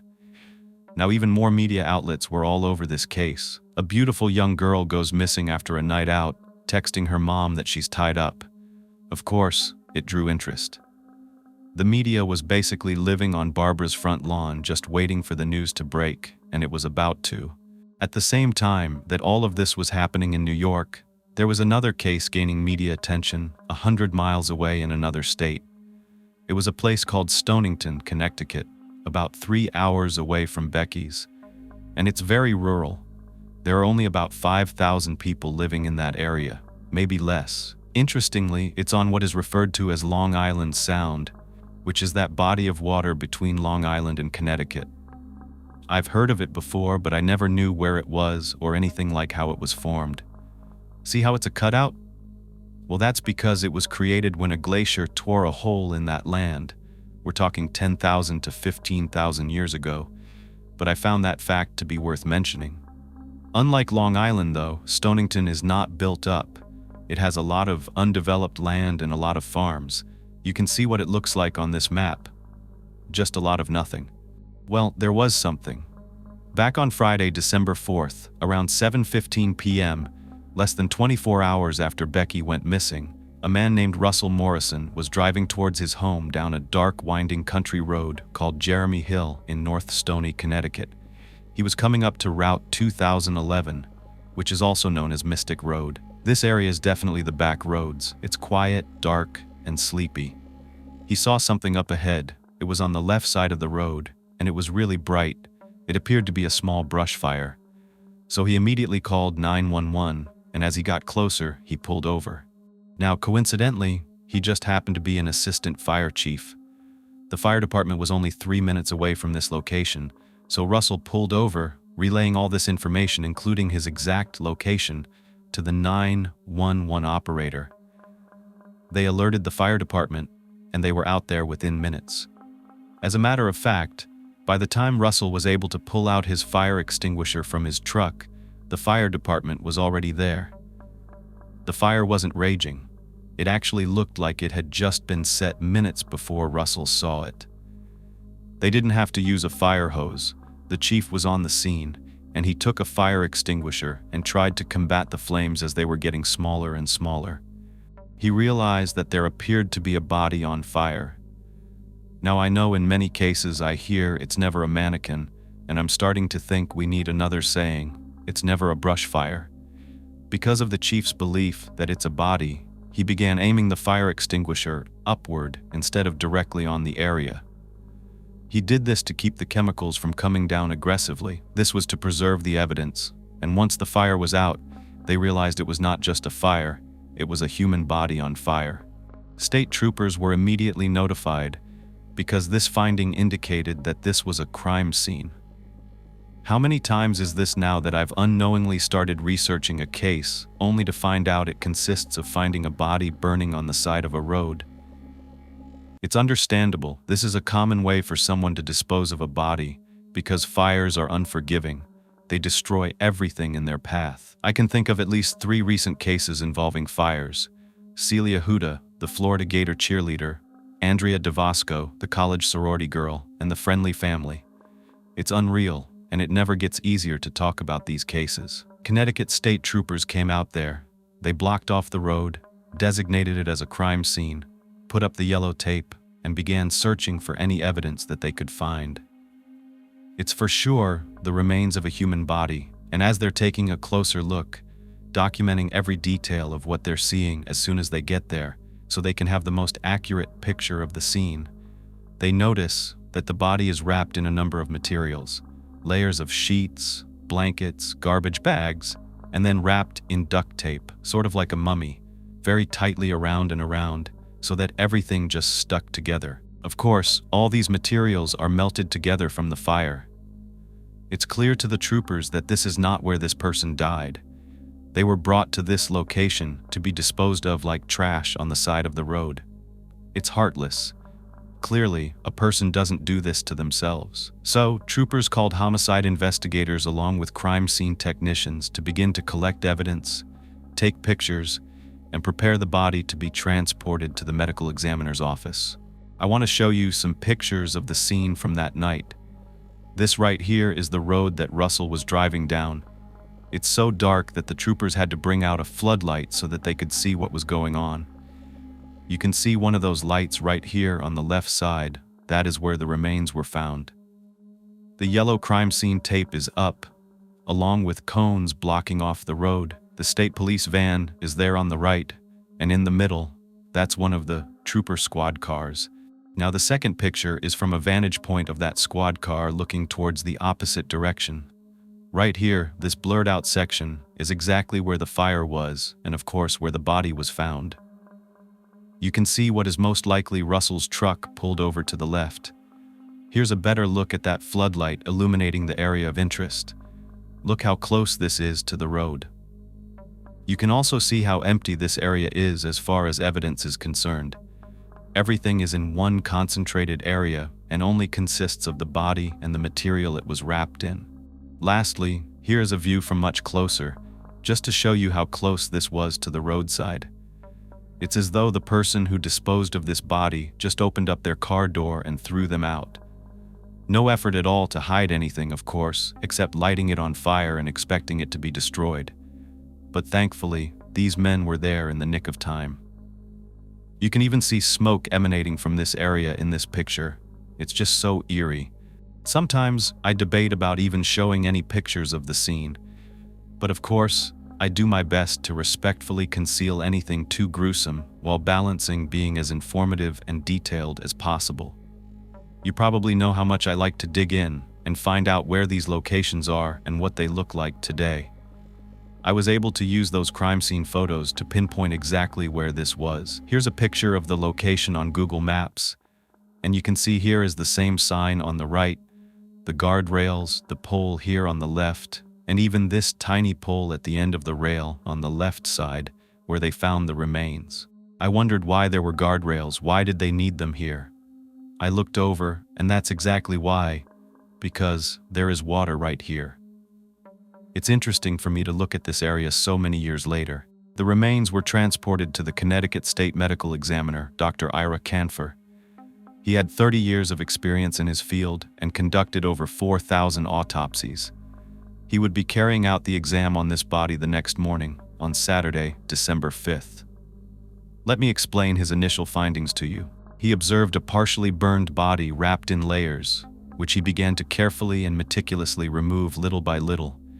He wanted to preserve as much of them as possible for evidentiary purposes. This is a very difficult and tedious job, with a lot of pressure to get things perfect because you only have one chance to determine who this person is, what happened to them, and who did it. Justice depends on it. No personal items were collected from the scene of the fire. However, canines did alert in that area that an accelerant had been used and they could smell the presence of gasoline. Now, every piece of evidence on the body is photographed and bagged, then sent to the police crime lab. That's where analysts will examine it in detail, run all the DNA tests, and look for trace evidence. I want to show you what these layers of material looked like at the scene so you can get a better understanding of what he was dealing with. This right here looks to be a thick blue blanket. It appears to have red stains on it that would be suspected blood at this point before being tested. You can see that to the left, at the end of the blanket, there's a red tie on a black garbage bag, and beyond that, there's a strip of silver duct tape. As we move to the left, you can see more garbage bags, as well as burnt debris, just ashes and destroyed materials. They really don't look like much, but they give you some perspective on what this doctor had to work through just to get down to the actual body so he could start his examination. Once he was able to remove all the outer wrappings, he got a much better view of the deceased individual and determined it was a young female. As far as ethnicity was concerned, from what he gathered from the skin that was still intact, she appeared to be of Asian descent, possibly Latina, or even a light complexion African American. Her hair was cut off, her nose was cut off, her fingers were removed, as well as all of her toes. Her ears had been taken off her head, as well as chunks of skin. They had been excised, cut away, and it was left with deep gouges. One of those areas was on her right outer ankle.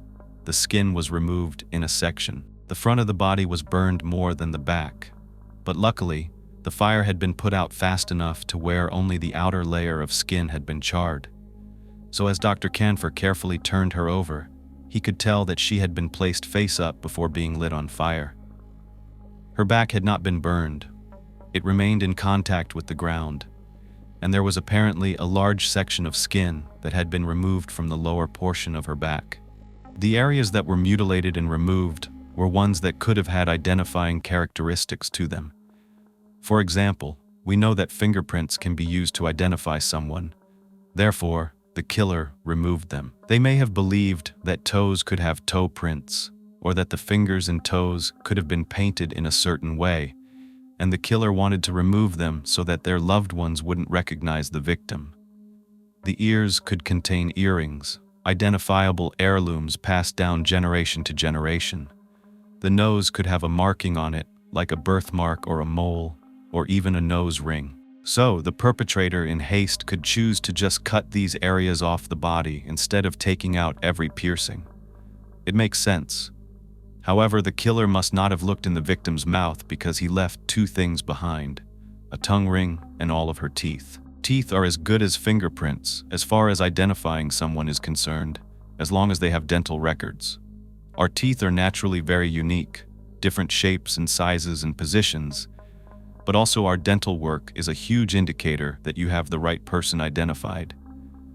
Fillings, dental implants, anything that shows up on an X-ray and has been documented can be matched to a victim. Even if the teeth are removed, if the jaw is still there, then they can use dental records, and in many of those cases, they can see evidence of dental work left behind. It's very interesting, but now for the internal exam and those findings. The doctor's job is twofold.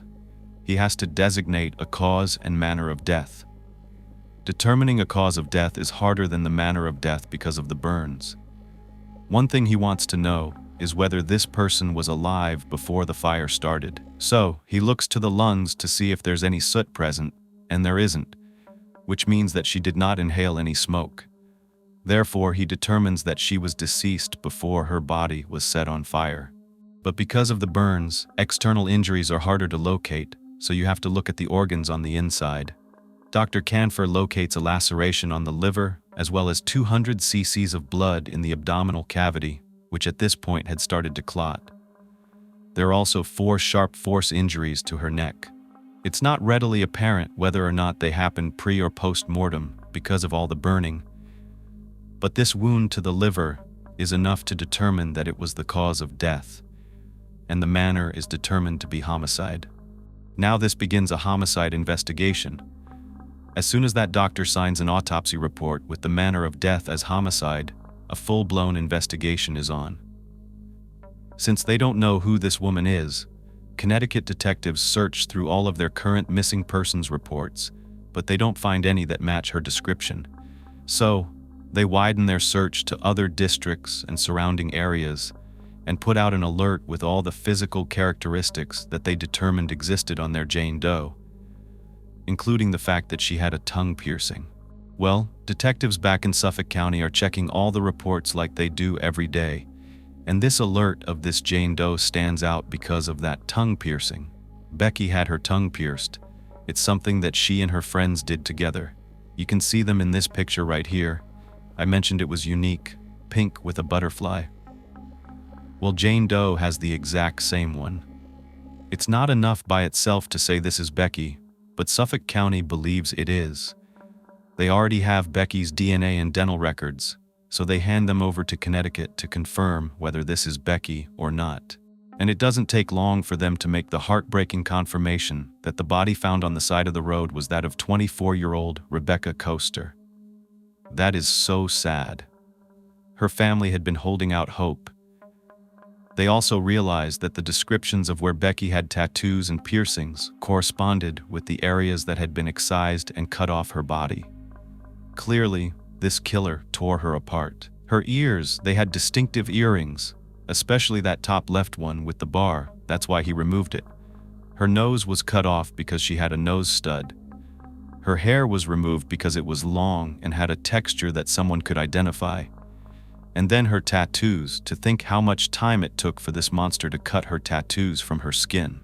It's December 9th, 5 days since Becky had gone missing, and her friends and family are exhausted. They had been working non-stop, trying to find her. Now they had heard about the unidentified body found on the side of the road in Connecticut, but they never, not once, thought to connect it to Becky. They were still looking for a missing person, not a dead one. That day, after working so hard, they wanted a break. They needed to get out of the house, just to have some sense of normalcy. So a group of them headed to a restaurant to get a bite to eat. It was the first time they had gone out to do anything that wasn't related to finding Becky since she disappeared. They had just sat down and ordered their food when, suddenly, Larry got a phone call. He hung up and told everyone, "Stop what you're doing, we've got to go." It was Detective Friendo. They needed to come home because there had been a break in the case. They tossed cash on the table and rushed home. Their first thought was, oh my God, they found her. Of course, they were hoping for the best, for positive news. They were hoping they'd walk in and Becky would be standing there in the living room, arms outstretched in a happy reunion. Larry and Damon arrived home first, and the detectives were already there. He quickly unlocked the door and let them in. They didn't wait for Barbara to arrive before delivering the heartbreaking news to Becky's stepdad and 15-year-old brother. Not too long after, Barbara and the others arrived. When she walked in and saw her husband's face, she knew it wasn't good, but she still wanted to hold on to hope. She turned to the detective and asked, "Is it bad news?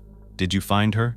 He told her to please take a seat. She insisted, "Don't say it, don't say it."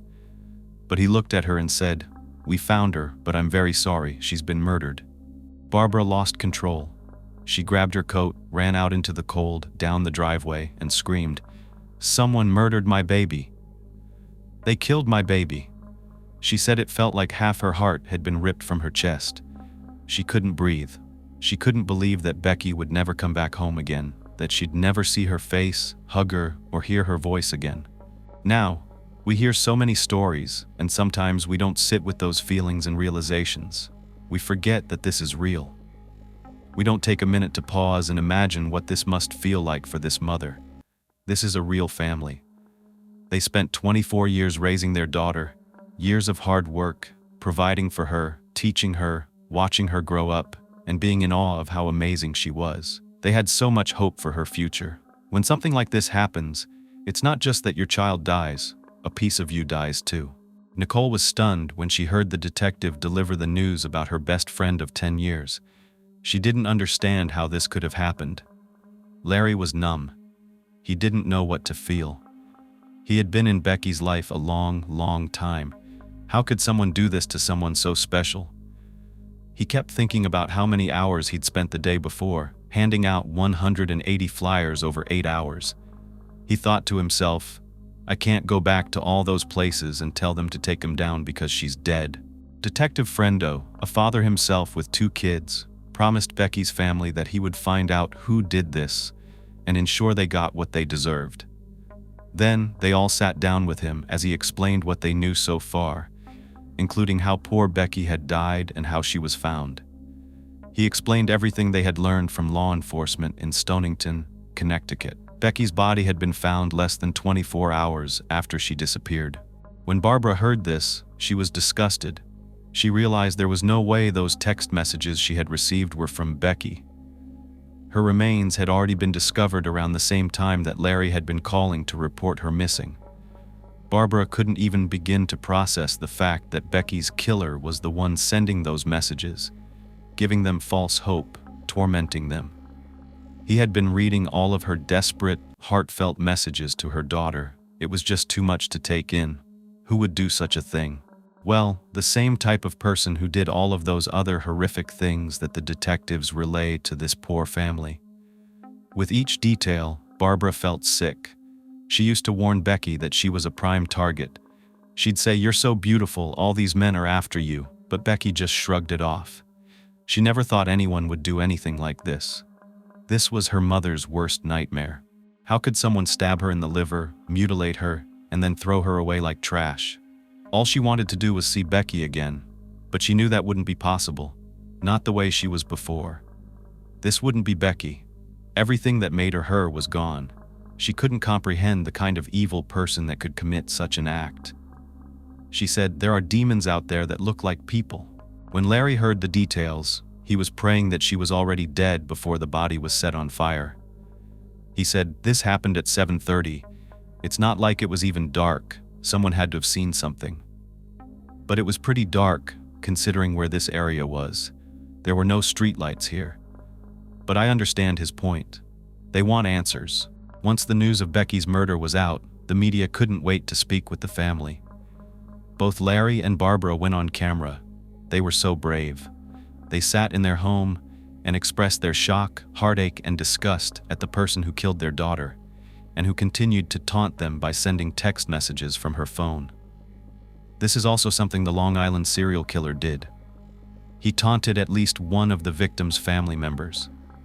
The calls were being made using the victim's phone, and in one of these calls, the caller admitted to killing her and doing very perverse things to her body. And recently, those calls were traced to a location in Midtown Manhattan, near where the man that's in custody right now, Rex, had an office.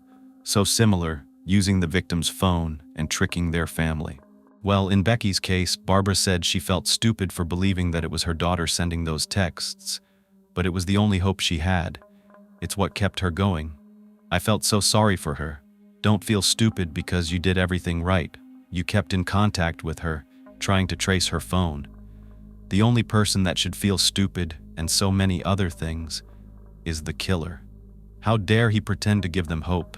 Barbara said on camera, addressing the killer, "How would your mother feel if she got that message? We want closure. We just want to know who murdered our daughter, and they should pay for it." News of this murder has everyone in the community scared that there is a killer on the loose.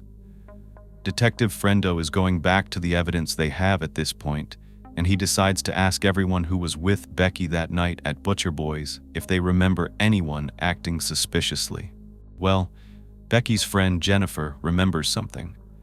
There was a guy at the bar that no one knew, and he kept coming up and trying to work his way into their group, sitting next to them, trying to talk to the women, making them feel uncomfortable.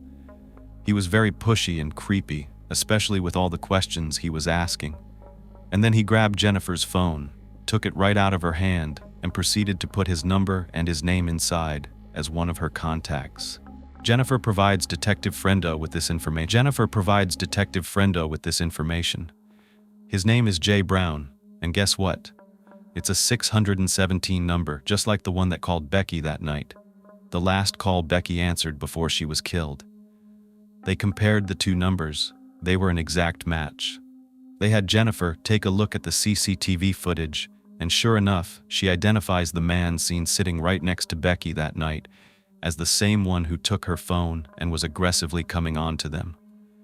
She recalled he was about 6 feet tall, African American, and very nicely dressed, with a long-sleeve sweater vest on. As they keep going through the footage, they examine the video around 2:30 a.m., and that is when they see Becky standing at the bar waiting for her drinks. The man Jennifer has identified as this aggressive guy who took her phone and put his number in without her permission is sitting there talking to Becky. At first, it looked like Becky wanted to interact with this man and that she had exchanged numbers. But now it seemed more like Becky was just trying to be nice to a man who was clearly being manipulative and forcefully taking her phone. She was probably intimidated enough to give him her number so he would leave her alone. That's who Becky was. She was nice. She didn't want to hurt people's feelings. And honestly, who thinks that by simply giving a guy your number, it would lead to your murder? Well, many of us, because we hear stories like this, don't we? The video shows Becky having 2 or 3 drinks before this interaction even occurred.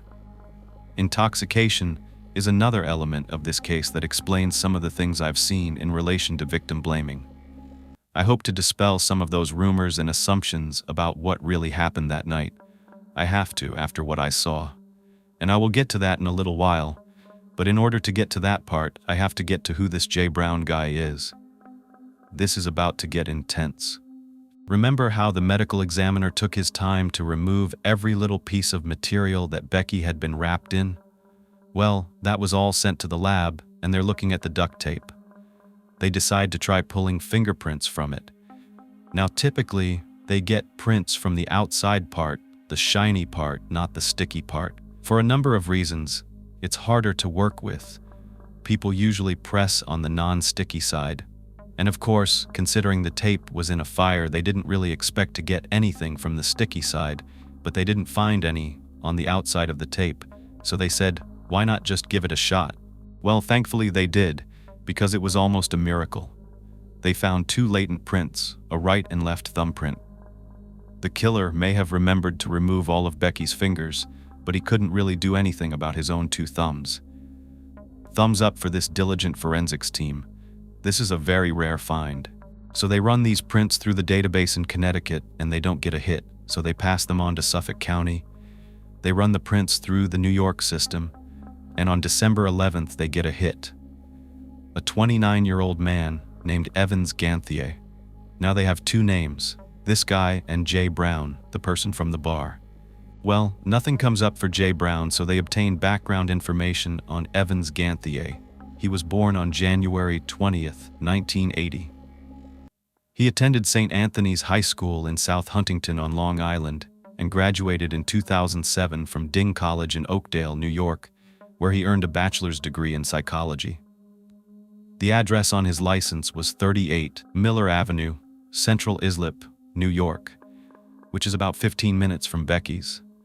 However, that place doesn't match where the phone traveled the night she disappeared. So they continue looking into how this man could be connected to her. When they ran his social security number, he was not listed as being employed anywhere. However, there were 2 business listings matching his name and the address of 38 Miller Avenue. One was called Secrets Adult Entertainment Services, which appeared to be currently active and in business. The other one was for a listing called Happy Time Entertainment. Interestingly, when the police called the number on the listing for Happy Time, a woman answered. She said it used to be a kids' party business but was no longer in operation, and she had not spoken to Evans in a very long time. She wouldn't even give the police her name, clearly not wanting to be associated with this man at all. It's already sounding very weird. Just the combo alone, kids' party and adult entertainment, that's quite a broad range of business ventures, unless this creep was combining them, which is just gross. Moving on, this man had been arrested at least 5 times. 4 were misdemeanors, he was convicted of 2, and a couple were adjudicated cases.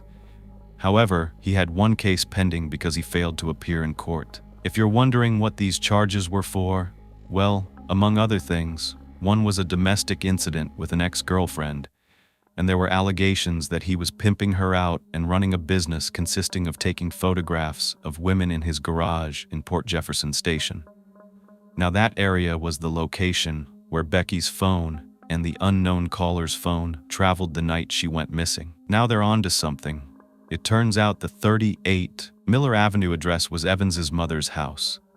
When they gave both of these names, Jay Brown and Evans Ganthier, to Becky's friends and family, they were at a loss. They had no idea who either of these people was.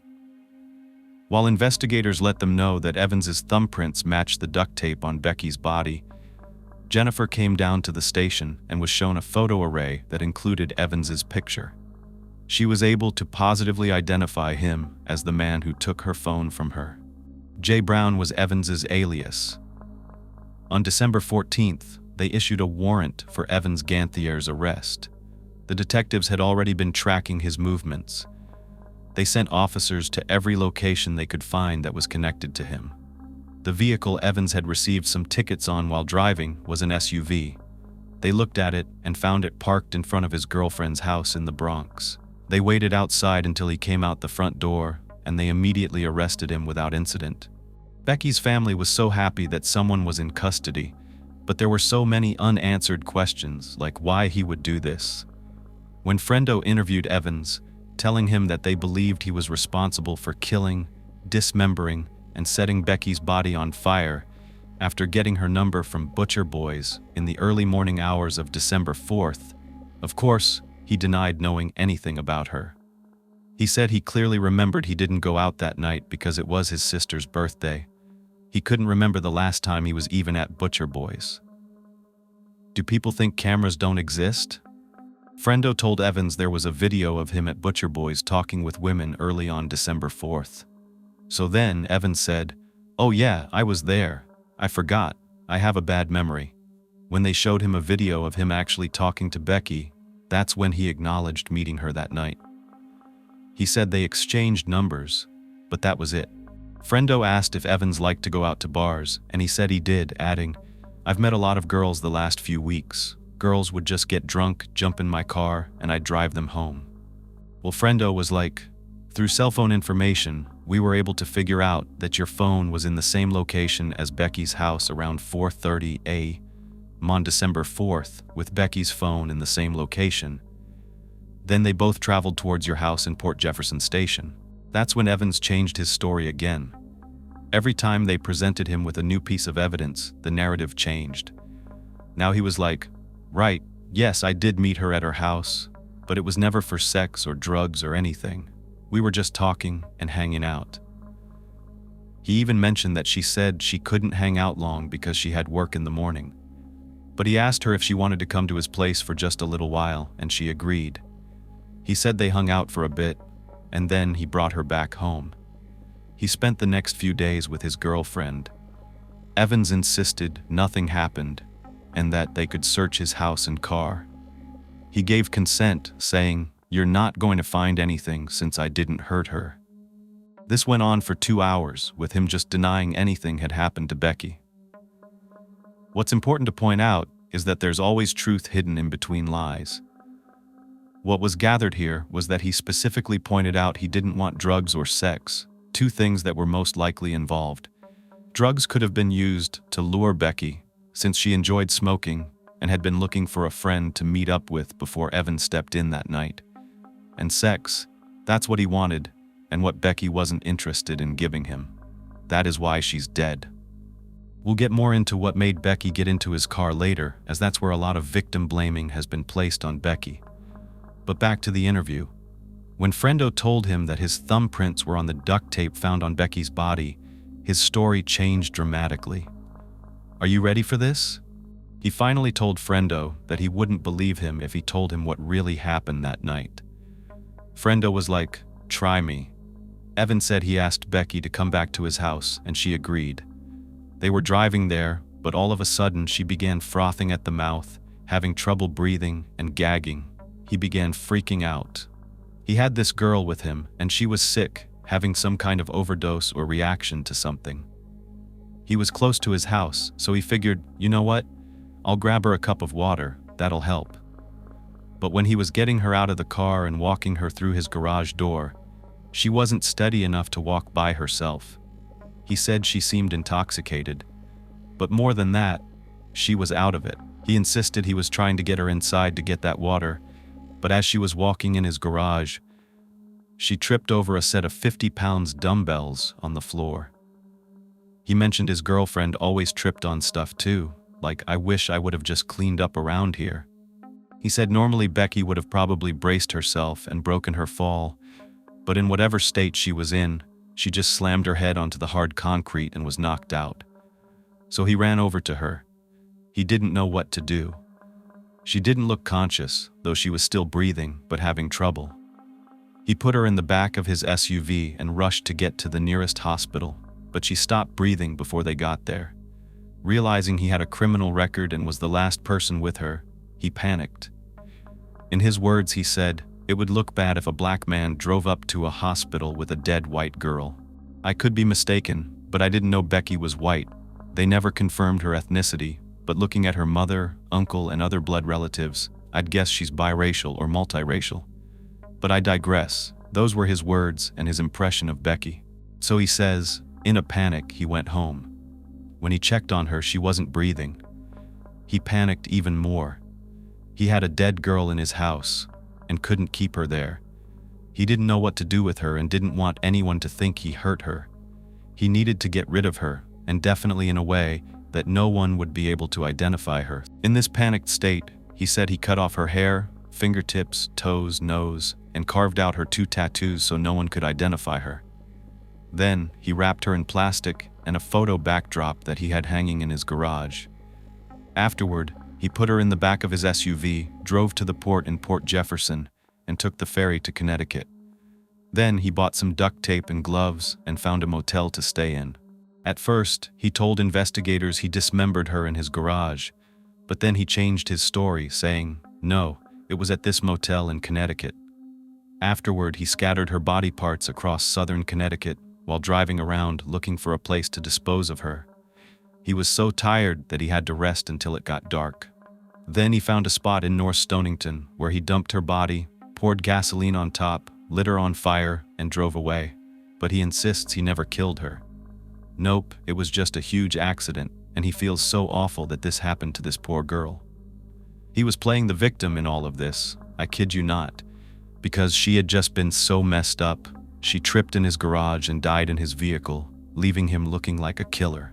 And of course, Friendo doesn't believe this for a minute, especially because he knows the cause of death was a stab wound to Becky's liver. But Evans probably thought that her body was so badly burned that they wouldn't even be able to tell the cause of death. Friendo didn't want to reveal that right now. He wanted Evans to keep lying. The next claim he made was that they can't prove beyond a reasonable doubt that he killed her, since he didn't. Okay, I just have to say this. If it was an accident, accidents happen. Let me tell you what you do. You do the normal thing. You call the police, and you tell them because it can be proven. Even if it's more up in the air and you have to prove it in court, what he did isn't something that someone does when they witness an accident. They don't desecrate a body, they don't hide a body. Instead, they try to get medical attention, even if it fails. He plays the victim card. Oh, why did she have to die on me like this? At the same time this interview is going on, his house is being searched. In the garage, there was sort of a photography area set up with a camera and lights. This was most likely where he conducted his adult entertainment business, taking photos of women. As they continued to search, they found a paint roller, a scrub brush, a broom, cement cleaner, paint, and a paint tray, and they looked like they had just been used. They see a large portion of cement in the garage that had been cleaned and painted over in a big square, just an area on the floor painted. But there's nothing linking Becky to the garage. It's all circumstantial because he cleaned up and put all that paint over it. There was no DNA that they could get. Evans says this is just where, Becky fell and was gagging and frothing at the mouth. But the story gets even more wild. Evans said that when her phone started getting all those text messages from her family and her friends, he pretended to be Becky and say that she had been held captive by her boyfriend, Dan. From the context of her own messages, he was able to ascertain that her boyfriend was Dan, and she also told him that when talking to him at the bar. This is also not something that someone who witnessed an accident would do. They wouldn't try to throw off the case and try to pass blame. He told Friendo that he knows this looks bad, but, quote, his girl chasing days finally caught up with him, end quote. Wow, that's the description of what happened.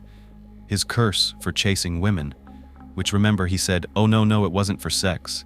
But this is his curse, his punishment for chasing women. That one accidentally dies on him. What do you even think of this? Evans explained that he scrubbed and painted that garage floor after he returned from Connecticut, and then he left to be with his girlfriend. Now for reference, I need to show you something to make sure this makes sense. He did not drive over 100 miles to Connecticut when he said he drove his car to the port. He got on a ferry, his car went on the ferry. This is what it looks like. It takes you across the Long Island Sound. You drive onto it with your car, and it drops you off at the port in Connecticut. He thought he was smart. Okay, remember when I told you it was going to get even more wild? Well, Friendo is like, great story, bro. He didn't really say that, but pretty much he's like, interesting story, except Becky died from a stab wound to her liver. Well, Evans gets all flustered. He says, no, that can't be possible. No, I have no reason to stab her. Why would I stab her? We were just hanging out. Friendo tells Evans that he knows something went wrong between him and Becky that led to him stabbing her, but Evans insisted that he didn't. He said, quote, if there were problems, I wouldn't need a knife. Friendo was like, well, I'm not sure about that because of what you did to Rebecca, and that's when Evans was yelling. He's like, that was only to hide her identity. I didn't kill her. He's not a knife person. Wow, a person who uses a knife, even as to continue to mutilate an innocent girl, wants us to believe he's not a knife person. I wonder what his weapon of choice is then. His hands? Like he put on his ex-girlfriend. Evans was fine with describing that he cut Becky's body up to hide her identity, but he wouldn't stand for anyone saying he stabbed her. He merely chose to do the wrong thing when she accidentally fell. He said, quote, I had a knife in my hand. I made a mistake. I can't take it back, end quote. But this was referring to disposing of her the way he did. The real murderer was apparently the dumbbells. Anytime Friendo would insist that Evans stabbed Becky, he would keep saying, no, don't say that, and he would kind of close his eyes like it was painful for him to hear. Then he went on to use another excuse that he couldn't have stabbed her there in the liver. For reference, this is where the liver is located, the upper right-hand portion of the abdominal cavity. And if Becky was facing him, it would be on the left. Well, he said, I couldn't have stabbed her there because I'm a righty, in his words. And Friendo said, well, we don't know what position Becky was in when she was stabbed, huh? Well, that threw Evans off again, so he tried to counter it by saying, well, I don't even know where the liver is. This makes no sense. And what you're about to hear is probably the craziest thing I've heard someone say to try to explain away a stab wound. He said that maybe Friendo should go call Becky's parents. Want to know why? Because he said, quote, maybe she already had a stab wound to her liver. Are you kidding me? This woman bled out. Did you really think anyone was going to buy that? This is not a medical condition. It's not a scar from a surgery that happened years ago. It's a stab wound with blood leaking into her body. Blood that was clotting from sitting there over the course of hours that you hacked away at this poor woman. It's evil, and he's so unglued to think that anyone would believe that she already sustained this wound and was living with it, or it was a scar that the medical examiner mistakenly thought just happened on December 4th. No. Remember how I said there's always truth to lies? When Evan said that Becky started to froth at the mouth and gag in his vehicle out of nowhere, she probably did start to do that because that's exactly what would happen to someone who was stabbed in the abdomen and the neck. Let's not forget there are stabs to the neck. But it didn't happen out of nowhere. It happened when Evans tried to force himself on her, which was his intention from the minute he saw her and her friends at that bar. One of them was going to end up his victim that night, maybe not of murder but his sexual desires, and sadly it was Becky. She resisted, so he ended her life. Now, because of the murder charge against Evans, the assistant district attorney was now involved in the case, and her name is Janet Albertson. And she's so good. She's worked on other high-profile cases, she's aggressive, and she's feisty. Well, she is building a case against Evans, and she could tell he was going to try to claim that this is one big accident. The thing is, at the time that the autopsy was conducted and the report was done, it didn't go into full detail about head injuries or the lack thereof. The reason being, the liver wound had already been determined to be the cause of death, and the remains, sadly, were a jigsaw. so no investigation had even started. Plus, there was no reason to assume that anyone would fight the cause of death. But now this man is so... Albertson didn't want there to be any wiggle room at trial. She could not take that chance. She needed the medical examiner to go back and examine Becky to make sure there was no way this fall could have caused her to die. But this posed a problem, one that I have never seen in any other case that I've talked about. Remember when the medical examiner makes a determination about a homicide? That's when the investigation begins. Well, the opposite is also true. When the medical examiner updates the manner of death and there's no homicide, for example, in this case when it's pending further investigation, well, as crazy as it sounds, it meant they wouldn't have a homicide charge to be brought against Evans, so they would have to let him go. They had nothing to charge him with because at that time they couldn't take the risk. It's different now because now they could have held him on mutilating a corpse. But back in 2009, there was no law regarding corpse mutilation. So they had no choice. They had to release him and wait. Her family, I'm sure you can imagine, is shocked and confused.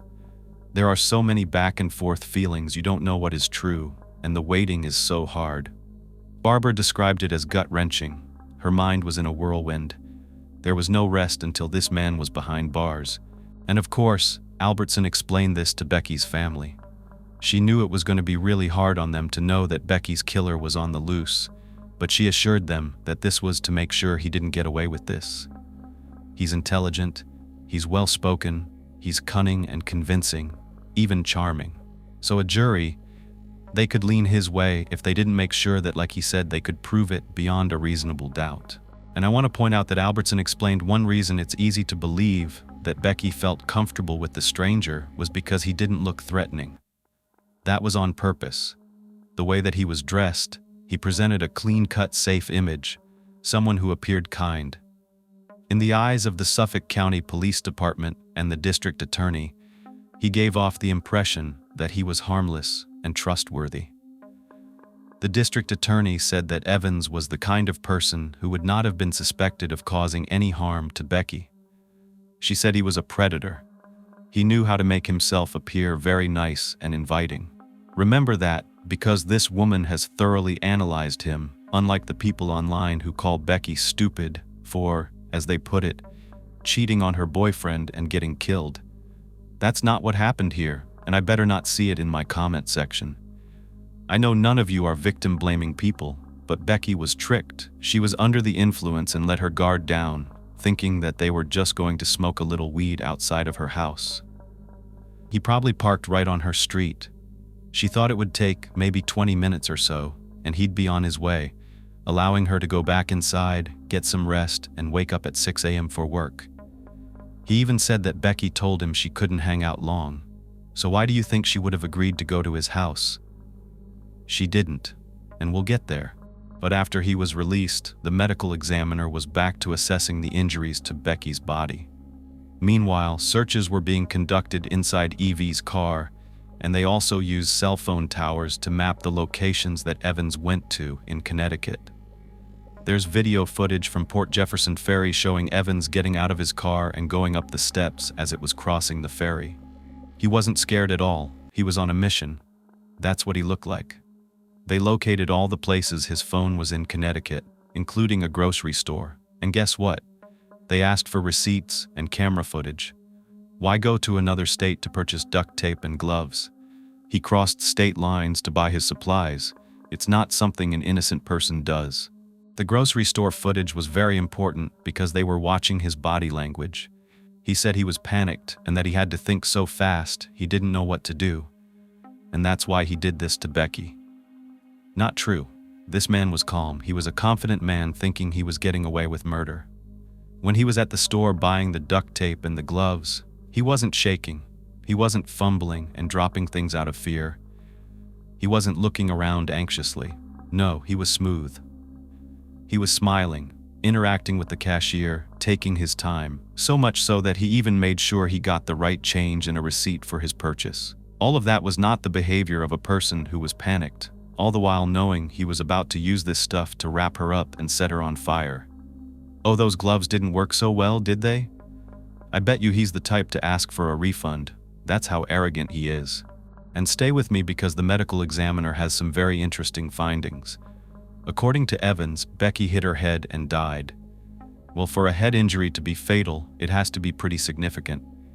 It's possible, of course, but not likely from a fall like Evans described. Evans may have tried to be convincing, however, science, anatomy, biology, to be more specific. Let's start with the skull. There were no skull fractures. The skull is strong, it protects the brain. It's solid, and there's no evidence of blunt force trauma to the head at all. No brain bleeds, nothing. No inflammation or swelling of the brain. That was not the cause of Becky's death. However, Evans, being as clever as he was, may try to argue that the liver wound happened as a result of the fall. And it is possible, again, not likely that someone's liver can be lacerated from a fall, but it can happen. So remember those additional stab wounds to the neck. Well, the medical examiner wants to know whether these wounds were fatal or not, because this would be an additional cause of death if they happened before Becky died and not after she was dead. The prosecutor wanted to make sure they left no room for Evans to argue that those neck wounds happened because, as disgusting as it sounds, maybe he was attempting to cut off Becky's head instead of cutting each area like the ears and the nose. It's very hard, so he hesitated. Well, the ADA wanted to ensure there was nothing that Evans could lean on. So, under further examination, veins and arteries are located in the neck, and if one of those is cut while the person is alive, air gets sucked into that vein or artery, and that air travels to the heart. When it does, it stops beating and the person dies. So Dr. Camper takes a chest X-ray, which shows a pocket of air in Becky's heart. The blood air level in the heart shows that the neck wounds happened while Becky was alive. Air got sucked into that venous system and stopped the heart. So that stab wound would have killed her on its own, as well as the liver wound. So the official cause of death, multiple stab wounds of the neck and liver, manner of death is back to homicide. Not only that, the investigators discovered red stains throughout the vehicle that Evans drove that night, and it was determined to be blood. It had been dripping down the center console on both sides, and on the driver's side, the blood continued to drip downward into the space between the seat and the console, and somehow made its way to the back of the driver's seat and inside the right rear door pocket. It went all the way down to the floorboards, where it then pooled. This was a significant amount of blood. It wasn't some frothing at the mouth because she was on drugs or sick, as he was claiming. That part of the story was to make an excuse about why Becky's DNA would be in his car. Nice try. The DNA matched to Becky, and the odds it belonged to her were 1 in 28.9 quintillion. That's a number with 18 zeros at the end. No doubt this man killed her in his car, just like what happened to Samantha Josephson in the mistaken Uber driver case that I discussed. It took close to 2 months for all of this investigative work to be done, and meanwhile, Evans really thought he was going free. He planned a vacation to Atlantic City with his girlfriend, so he was pretty upset when they arrested him for the second time on February 8th, 2010. He said, quote, he was so upset about what happened to Becky, he wasn't even eating anymore or going to bars to pick up girls, end quote. He said he could just picture someone doing this to his sister. He's still playing the victim. He said he was forced to tell his girlfriend what he had chosen to do after the accident, and Friendo said he was really surprised that he would tell her that. Evan says, oh yeah, she was really upset, and it's understandable. Friendo responded to that with, maybe she feels like she's next, and Evan literally tells him that that's exactly what his girlfriend said. Yeah, I don't know why she didn't run after the first time he was arrested. Evans actually asked Friendo if he could meet Becky's family to apologize, and of course he said, no, why don't you write them a letter instead? So that's what he did.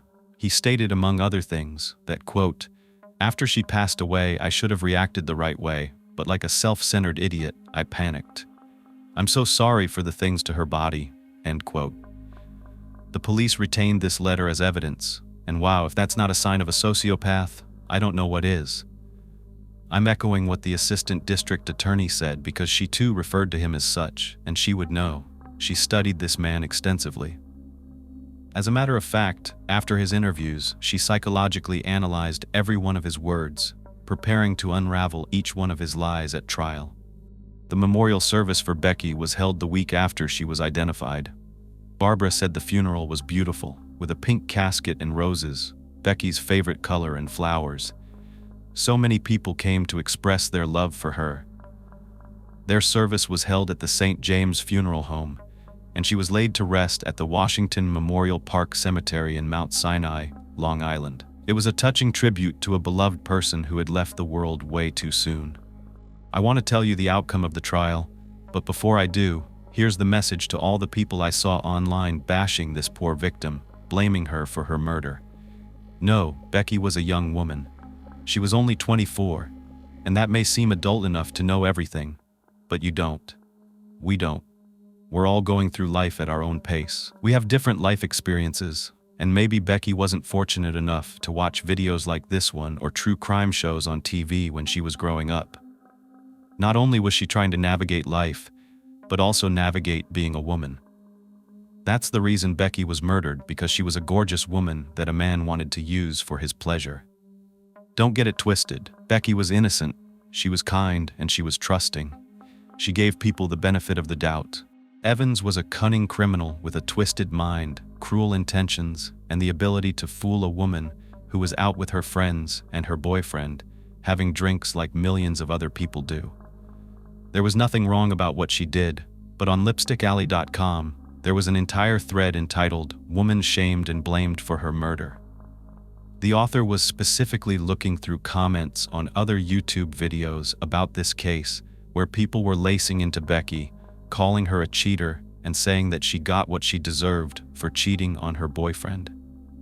Many comments I saw said, "Oh well, she had a boyfriend, why is she giving out her number?" But there were ones that were much worse. Here are some of those lovely comments. Now I'm going to put them on the screen. She died because she was being a hoe, or what about this one? It just says, karma. How about this quote? This is why you be loyal, her fault. I'm disgusted. This one read, Rebecca and Dan, find someone faithful.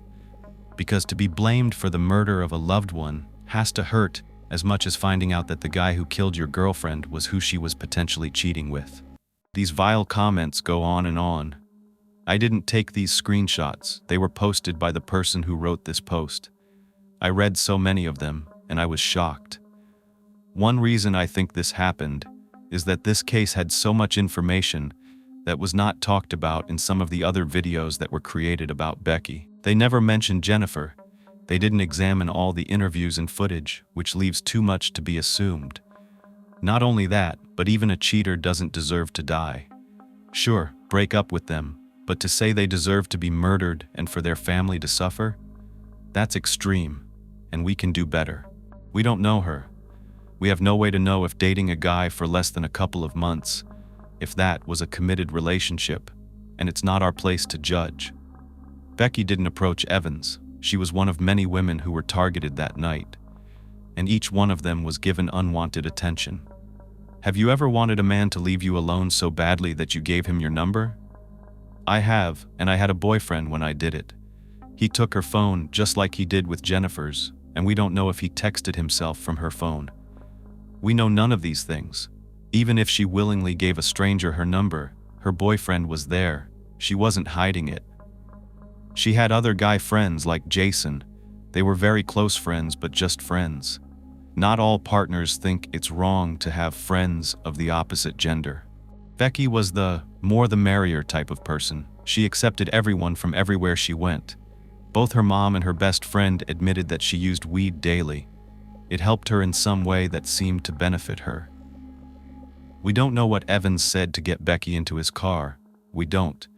But the fact is, he mentioned drugs, so it makes it more likely than not that that's what he offered her.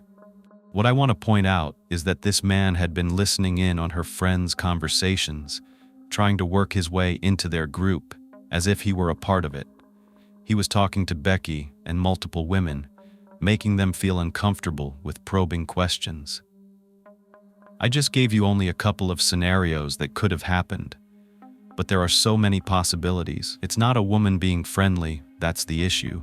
It's not sharing some weed together, though both of those things can be deadly for women because of men like this one. It's how the hashtag #TextMeWhenYouGetHome movement arose from the fact that we can't feel safe alone. Most men don't know what it feels like to be in constant fear that someone will kill you to sleep with you.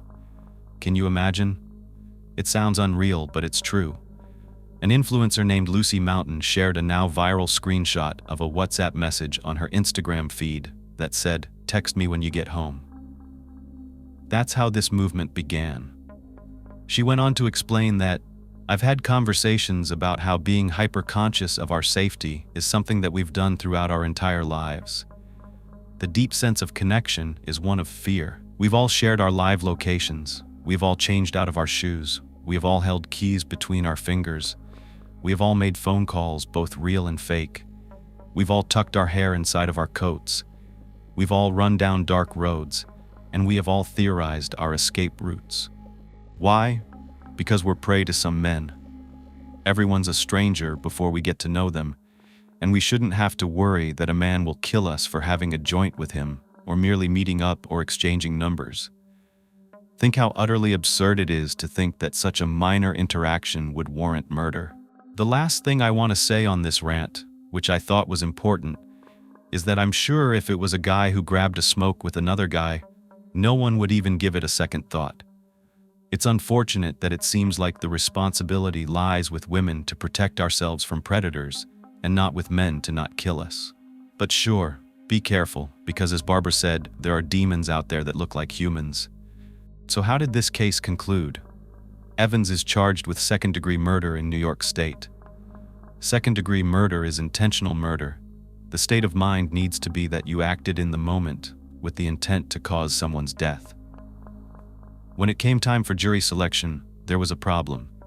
Ultimately, many of the potential jurors were excused because of the gruesome nature of this case. The evidence that was going to be presented was bad. They didn't just have to look at it, they had to listen to what this man did to Becky in detail and analyze everything. Prosecutor Albertson told them, "You're going to hear very, very gruesome and very, very detailed, graphic detail about what was done to Becky's body." And she warned potential jurors that they would hear how Evans cut off all of her fingertips, toes, ears, nose, hair, and 2 tattoos of a woman, and then set her body on fire.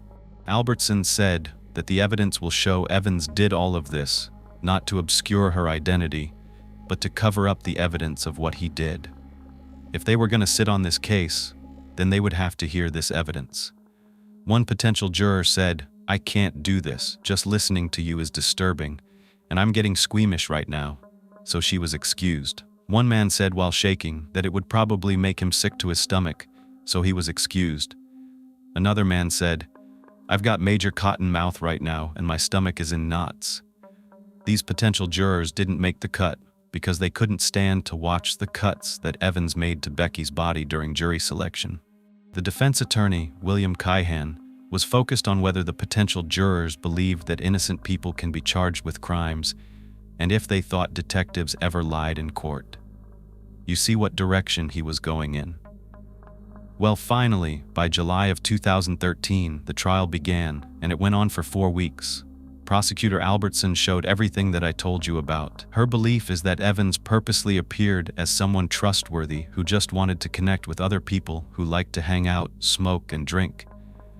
He tried to blend in with Becky and her friends and be part of their group.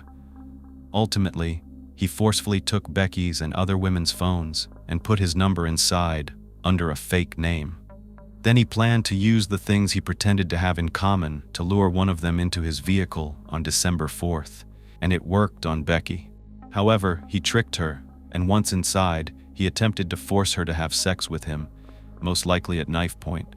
She resisted, and he stabbed her, either in the stomach first or the neck. He most likely grabbed one of her arms, pulling her forward toward his side of the car, and with his other hand, he stabbed her. That was why the blood was between the console on his side and hers. Once Becky began gagging and dying, Evans drove her back to his house, dismembered her, and you know the rest. This was no accident. This was the first time Becky's family heard all those details, which I didn't even go into. This trial was disturbing. At one point, Barbara left in tears. She had tried her best to sit there through every single second, But it was too much to take in when she heard details about how Evans said that the knife was bloody and dull after cutting off all of Becky's fingers and toes and ears and nose, and then it slipped while he was trying to use it to cut her hair. She ran away crying after that, but she did come back after that part was over, and all the pictures were no longer being shown. She couldn't believe the sight of Evans when he walked into that courtroom. He was smiling, he was blowing kisses to his family, and according to her, he was smug and confident the entire time. He showed no signs of remorse. She said that he did not care about the gravity of the situation, but he maintained his innocence. The defense tried to argue that Evans's version of what happened was true, that he never killed her. He just did the wrong thing after she died by accident. This is what he said. It was despicable, abhorrent, and shameful. There's no question that Evans Ganthier removed parts of Becky's body. There's no question that he set her body on fire, but there's no credible proof that he stabbed her in the abdomen. He continued, "I know it's extremely difficult for you not to convict him right now because of what he did to her body. Probably 8 of you want to do so right now." He went on to explain that if the cause of death was the liver, the external wound was 6 inches below the liver, and nothing between that wound and the liver was cut, and that was impossible. In his words, he said it's incredible, it's hocus pocus. But the medical examiner countered this by explaining that organs are not stationary. They move when we move. They don't just sit in one place, and yes, they can move while you're being stabbed, especially if being forcefully pulled. So the knife could have missed her stomach and pierced her liver. Assistant District Attorney Janet Albertson said, during her closing argument, that people fall all the time. She said, "You're not going to fall on a garage floor and lacerate your liver. The dumbbell that fell onto Rebecca is that one," and she pointed at Evans. When she pointed at him and said that his thumbprints were on the duct tape, this monster gave her 2 thumbs up, mocking her. Can you believe that? The callousness of that gesture is actually frightening, and that sealed his fate. Jurors couldn't believe it. She also pointed out that there was blood found on both sides of the console between the front seats of Gantier's car, and that pool of blood beneath the seat didn't come from transporting her body. That blood shouldn't be there. Innocent people don't do things like this. The jury deliberated for 5.5 hours, and they had a verdict: guilty. There were cries and sobs. Barbara said this was the best day of her life, and she yelled, "Becky, we got him. We got you justice." Now for the impact statements before sentencing, and I'll keep it brief. Barbara addressed the court and said, "I cry every day for my daughter, sometimes for hours at a time." She turned to Evans with anger and said, "I had to hear how you destroyed my Becky. No mother should ever see her daughter like that. I hate you. I hate you with every cell of my being, and I hope that everything you did to Becky is done to you." Larry said, "His lack of remorse and indifferent attitude, the attitude he's shown throughout this entire ordeal, is unacceptable, unforgivable, and leaves me with no doubts that the next time a pretty girl refuses him, he would have no hesitation in taking their life, just as he took the life of our beautiful Becky." Evans actually responded, saying that the evidence was weak. He said, "I feel the appellate courts will see that I am an innocent man," and then he apologized to Becky's family for their loss. Well, the state Supreme Court judge, Richard Ambrose, gave him the maximum prison sentence, stating, "Your version of events makes no sense. It was unthinkably cruel, and it leads strong support to the idea that her death was not an accident. Neither I nor the jury believes you." He imposed the maximum sentence, 25 to life in a maximum security prison, but he will be eligible for parole on February 4th, 2035, and that just seems way too soon. That is why I did this video. Remember me saying that I had to do it? Well, Barbara doesn't even like using Evans's name. She refers to him as it because she said he's not human, he's a demon. It lied, it said it didn't do it. It is evil, pure and simple. Her mother said that telling Becky's story is important because this demon is eligible for parole, and she doesn't want it out to harm anyone else or destroy another family like it has to theirs. I hope you share this story. The ADA believes that he should never get out. This person has no remorse and accepts zero responsibility for this crime. It's not possible, in her perception, to help someone or to rehabilitate them if they can't even admit what they did. Becky's mother feels a deep void that can never be filled. She misses Becky's laughter, even her complaints. Her presence is something that will never be replaced. Evans will never know the true extent of what he has taken from this world or the suffering that they had to endure. Becky's mom wears a heart-shaped necklace with a picture of her and Becky inside, and on the back it's engraved, "Always my blessing." She said that Becky was always a blessing, from the day she was born until the last day she saw her. She said, "She's not just my baby, she's my friend." "I'm sorry, Barbara, I am so sorry.